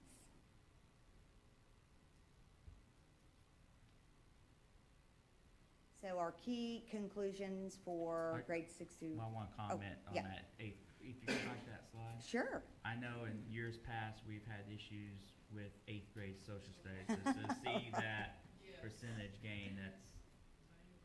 Right, yeah, absolutely. Yeah, that's real impressive. And you know, when we get this data, that's when we really want to dig in and get to the item level and see how these skills were assessed. Of course, they also, I think, they changed the calendar, so social studies is not necessarily the 4th test in the same week like it used to be. They kind of On Friday. Yeah, on Friday. So.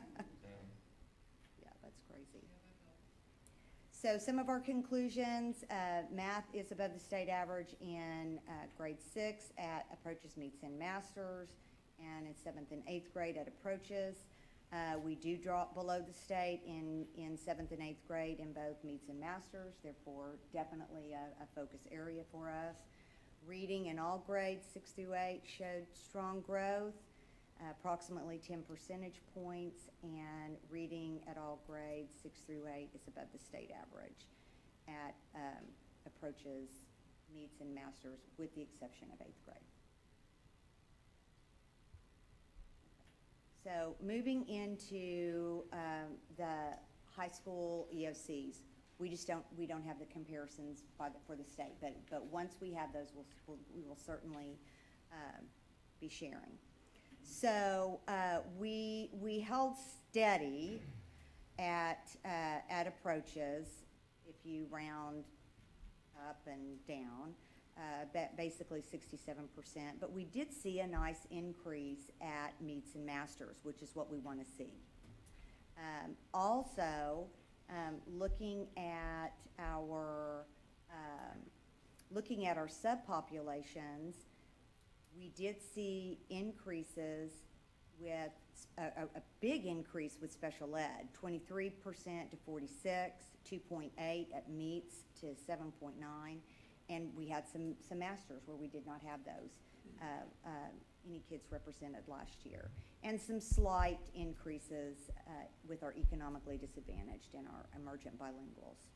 Linda, can you Yes. just take 30 seconds and explain to everyone what our systems are, and not just in the report, but how 8th graders, the brighter 8th graders are taking algebra. Yes. And by the time they get to high school, this is not a mixture of your best and brightest kids. This is your kids that are just your on-level kids. Am I correct? Well, we have included the junior high results in this Algebra 1. But when accountability comes out, the 8th grade will go with their junior high. For their accountability. For their accountability. But that will apply for all the school districts, so we're all on the same. No? Yeah. I wasn't saying that we're the only ones Oh, okay. that happens to. I was Yeah, trying okay. to say that's something that happens across the state. Yeah. Sure, yeah, absolutely.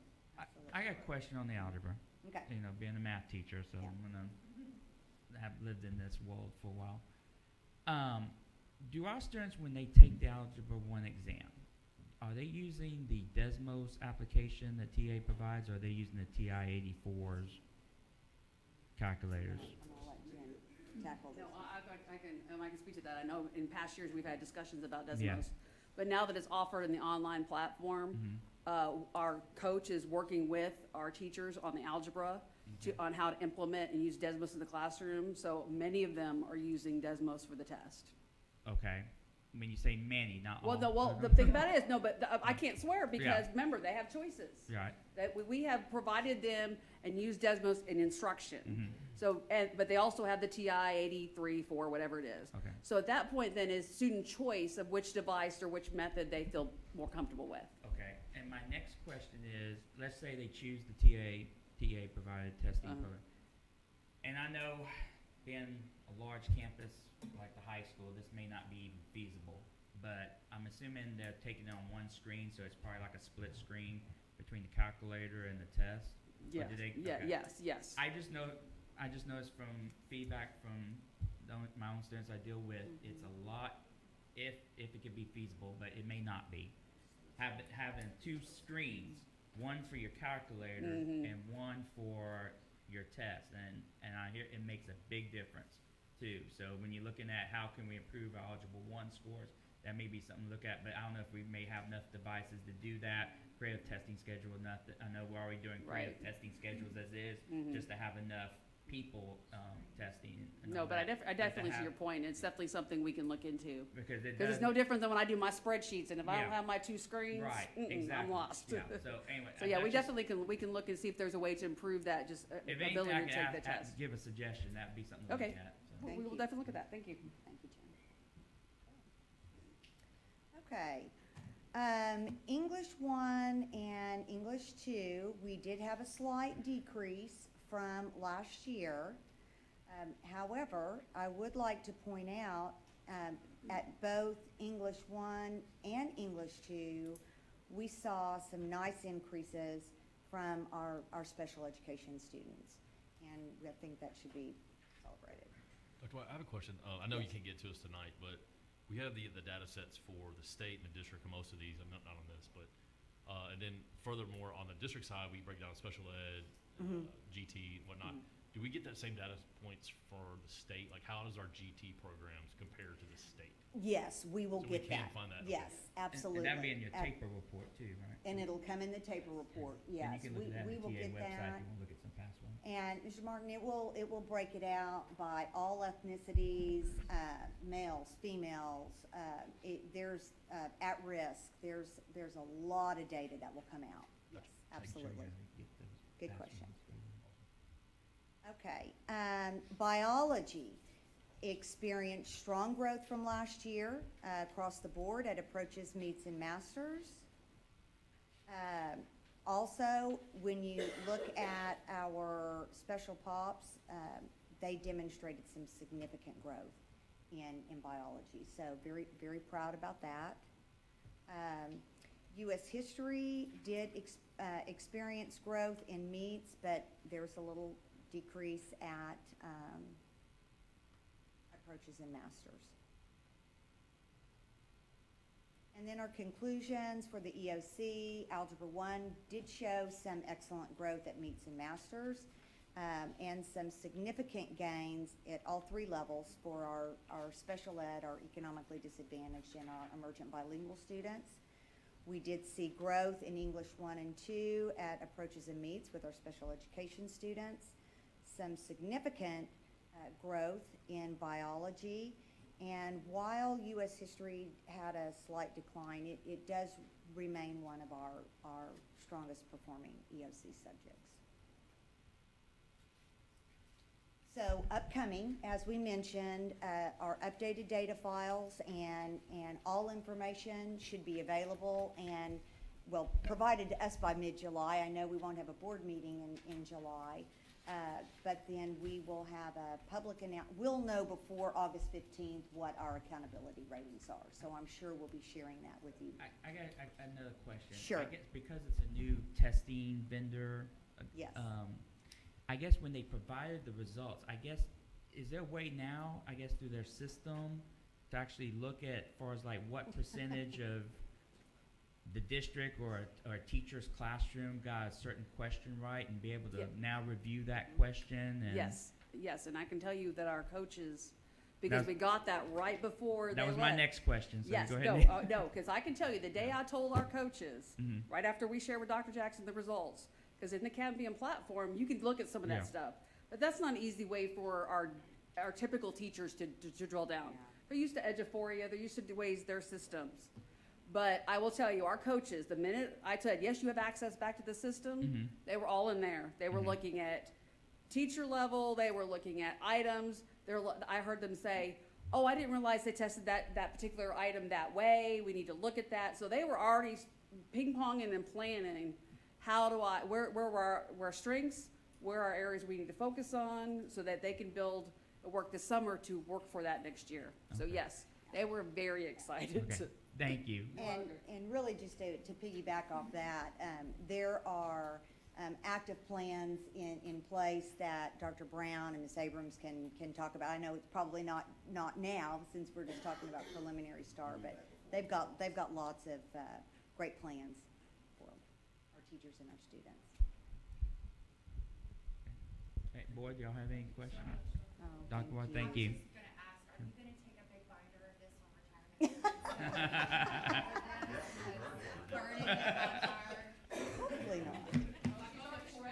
But I may have to be here in August to hear how we did. But thank you very much. It's been an honor. So Thank you, Dr. Waller.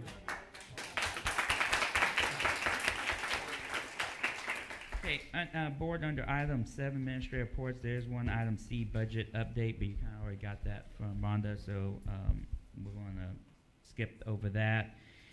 E, bond update. Dr. Jackson does not have really any much new information, so I was wondering if you want to table that till August when we get some new information, if that's okay with the board, unless y'all have some burning questions. We're gonna be meeting with bond steering committee, here in a few short weeks, and we'll have some new things to update you, okay? Is that okay, board? Okay. Okay, so we'll go to item 8, consent agenda. A, determine and approve any consent agenda items. B, approve board meeting minutes. Number 1, regular board meeting minutes, May 3rd, 2022. 2, special board meeting minutes, June 6th, 2022. C, receive principals' reports. Number 1, Early Childhood Center. 2, Bayshore Elementary. 3, College Park Elementary. 4, Heritage Elementary. 5, Jenny Reed Elementary. 6, LaPorte Elementary. 7, Leo A. Rizzuto Elementary. 8, Lomax Elementary. 9, James H. Baker 6th grade campus. 10, LaPorte Junior High. 11, Lomax Junior High. 12, LaPorte High School. 13, Villa DeWalt High School. D, receive financial reports for May 2022. E, receive human resources report. F, receive public notice of intent to apply for federal funds allocated to LaPorte ISD for school year 2022-2023. G, notice of employment of professional staff. H, approve budget amendment. I, approve 2022-2023 Harris County Community Youth Services interlocal contract. J, approve 2022-2023 Harris County Department of Education HCDE Academic and Behavior Schools ABS East interlocal contract. K, approve 2022-2023 Harris County Department of Education HCDE High Point School East interlocal contract.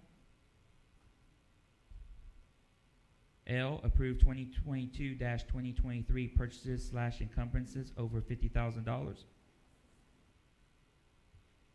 M, approve first reading and adoption of TASB policy revisions for the LaPorte ISD District of Innovation Renewal Plan. N, approve interlocal participation agreement, IPA, with Texas Association of School Boards, TASB Risk Management Fund for automobile, school liability, and privacy and information security coverage and unemployment compensation. O, approve memorandum of understanding for the Juvenile Justice Alternative Education Program, JJAEP. P, approve partnership agreement for communities and schools, model / traditional programs. Q, approve proposals for supplemental food and catering services. R, approve proposals for supplemental special education contracted services. S, approve regular school board meeting schedule for the first semester of the 2022-2023 school year. T, adopt a resolution number 2022-07 for annual review of investment policy and investment strategies, and a resolution number 2022-08 for investment officers and a list of authorized brokers/dealers. U, adopt a resolution number 2022-09 for annual review and approval of district's investment training provider. Mr. Shoppy, you mind reading back the consent agenda? Yes, sir. See if I can mess this up.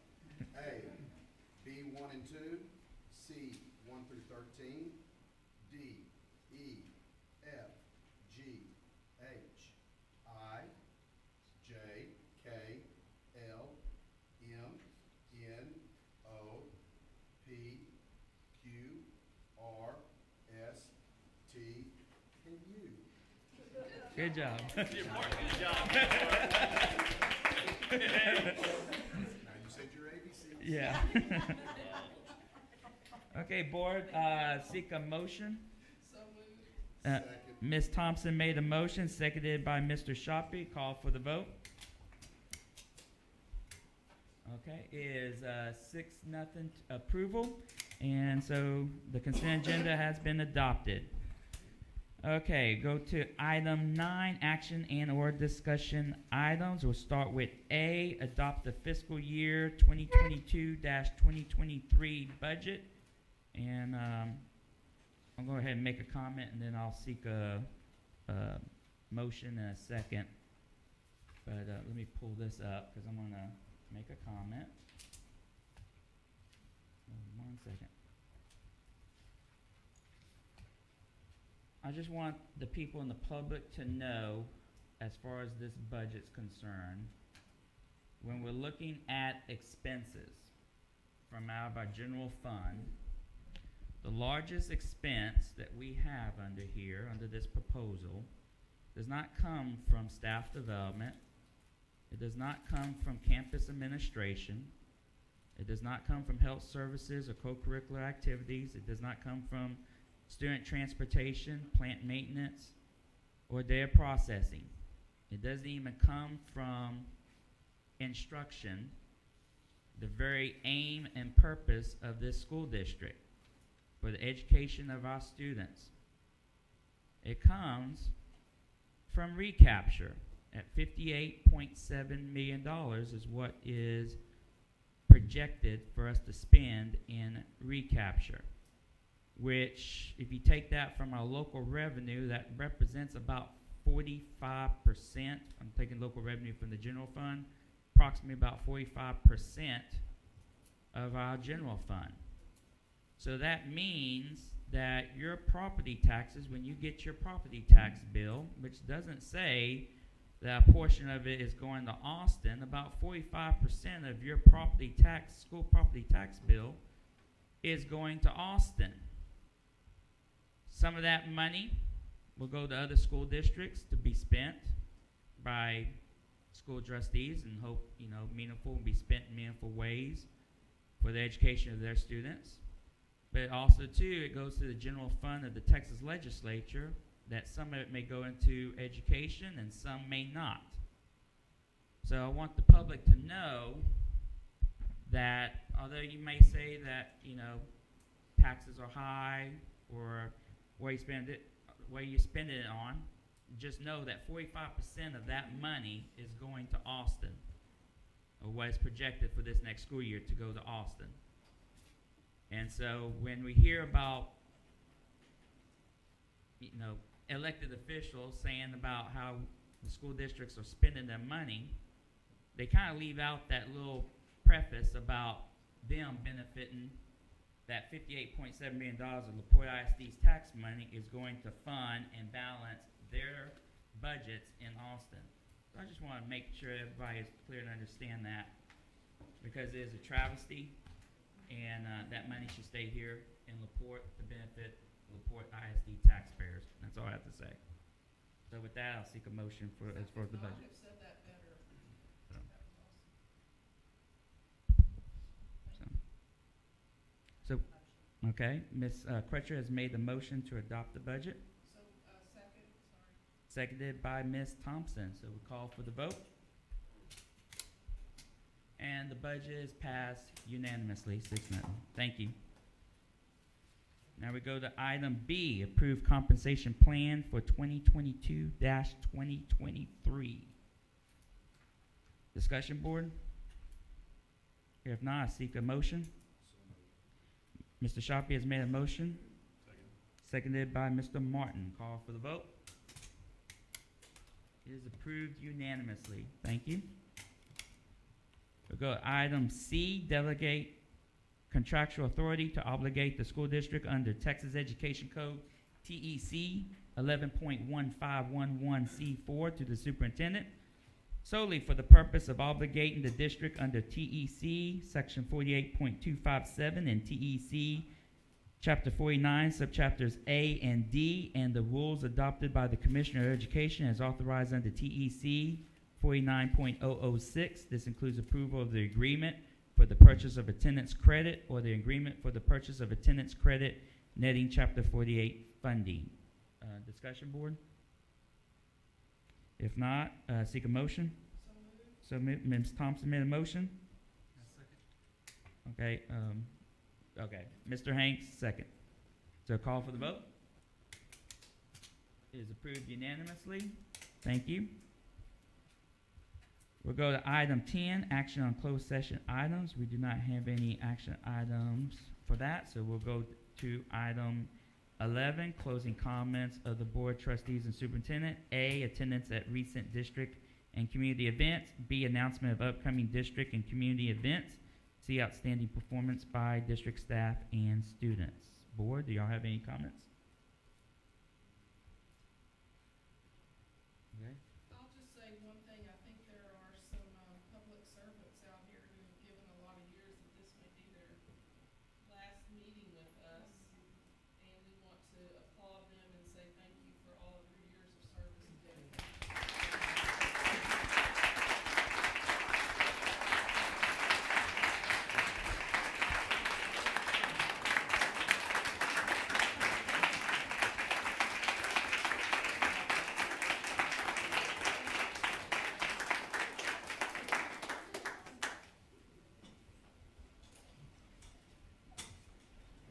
I'm looking forward to our training and all of us that are going to be together and presenting a session, and looking forward to that in San Antonio and all the camaraderie that goes along with this as we build our team. So looking forward to that this week.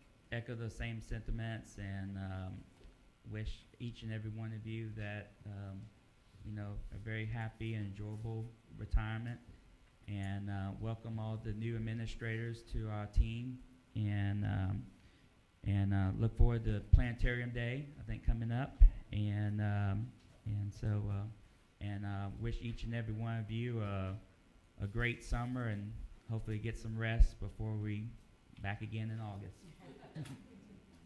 Yep, they'll be here before you know it. Right. So, any other comments, board, before I? Sure, I'll echo those thoughts from Deanna and David. Also want to thank and commend Sergeant Novosad, you and your team, for leading from the front, for being proactive in your leadership and the care of our students, right? So we appreciate the job you guys are doing. I also just want to say publicly thank you to Dr. Jackson, the administrative team, for again allowing our parents and our community to be a part of this school district, because I think that's what really is going to reshape us going forward. So we appreciate that.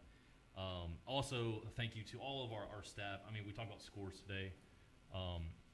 I know we're not at our end goal, but the fact that we're improving, I have a personal story of a third grader that took the test for the first time ever this year. And last year he was way behind in reading, and it's only because of the dedication of certain staff members that gave him one-on-one time and just really poured back into him. My wife and I both almost had a heart attack. He got a master's level on his reading. So he's milking that for all it's worth, but we appreciate the job that you guys are doing. I know that it's a thankless job a lot of times, right? But we appreciate it, and it's great to see improvement. And you are doing a tremendous job.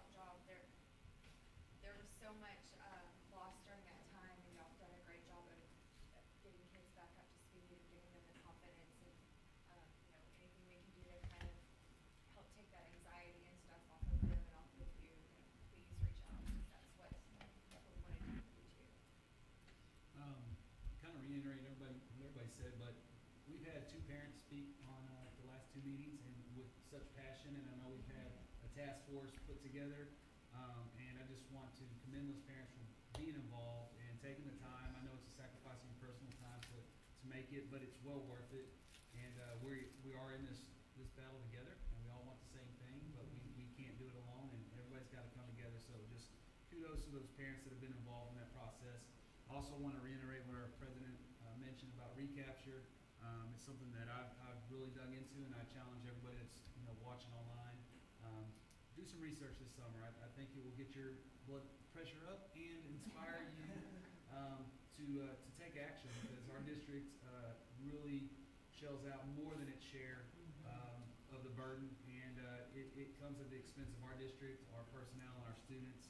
And unfortunately, so many don't know that. So I really would love for more of our community to do some research and look and pull those numbers up on the TEA website, and really will open your eyes. At the very least, you can help by getting your kids to school. Yes. Let's get them in the classroom. So I want to say one thing, okay, Mr. President? Yeah, sure. Get your kids to school, but go get 10 other kids. Okay.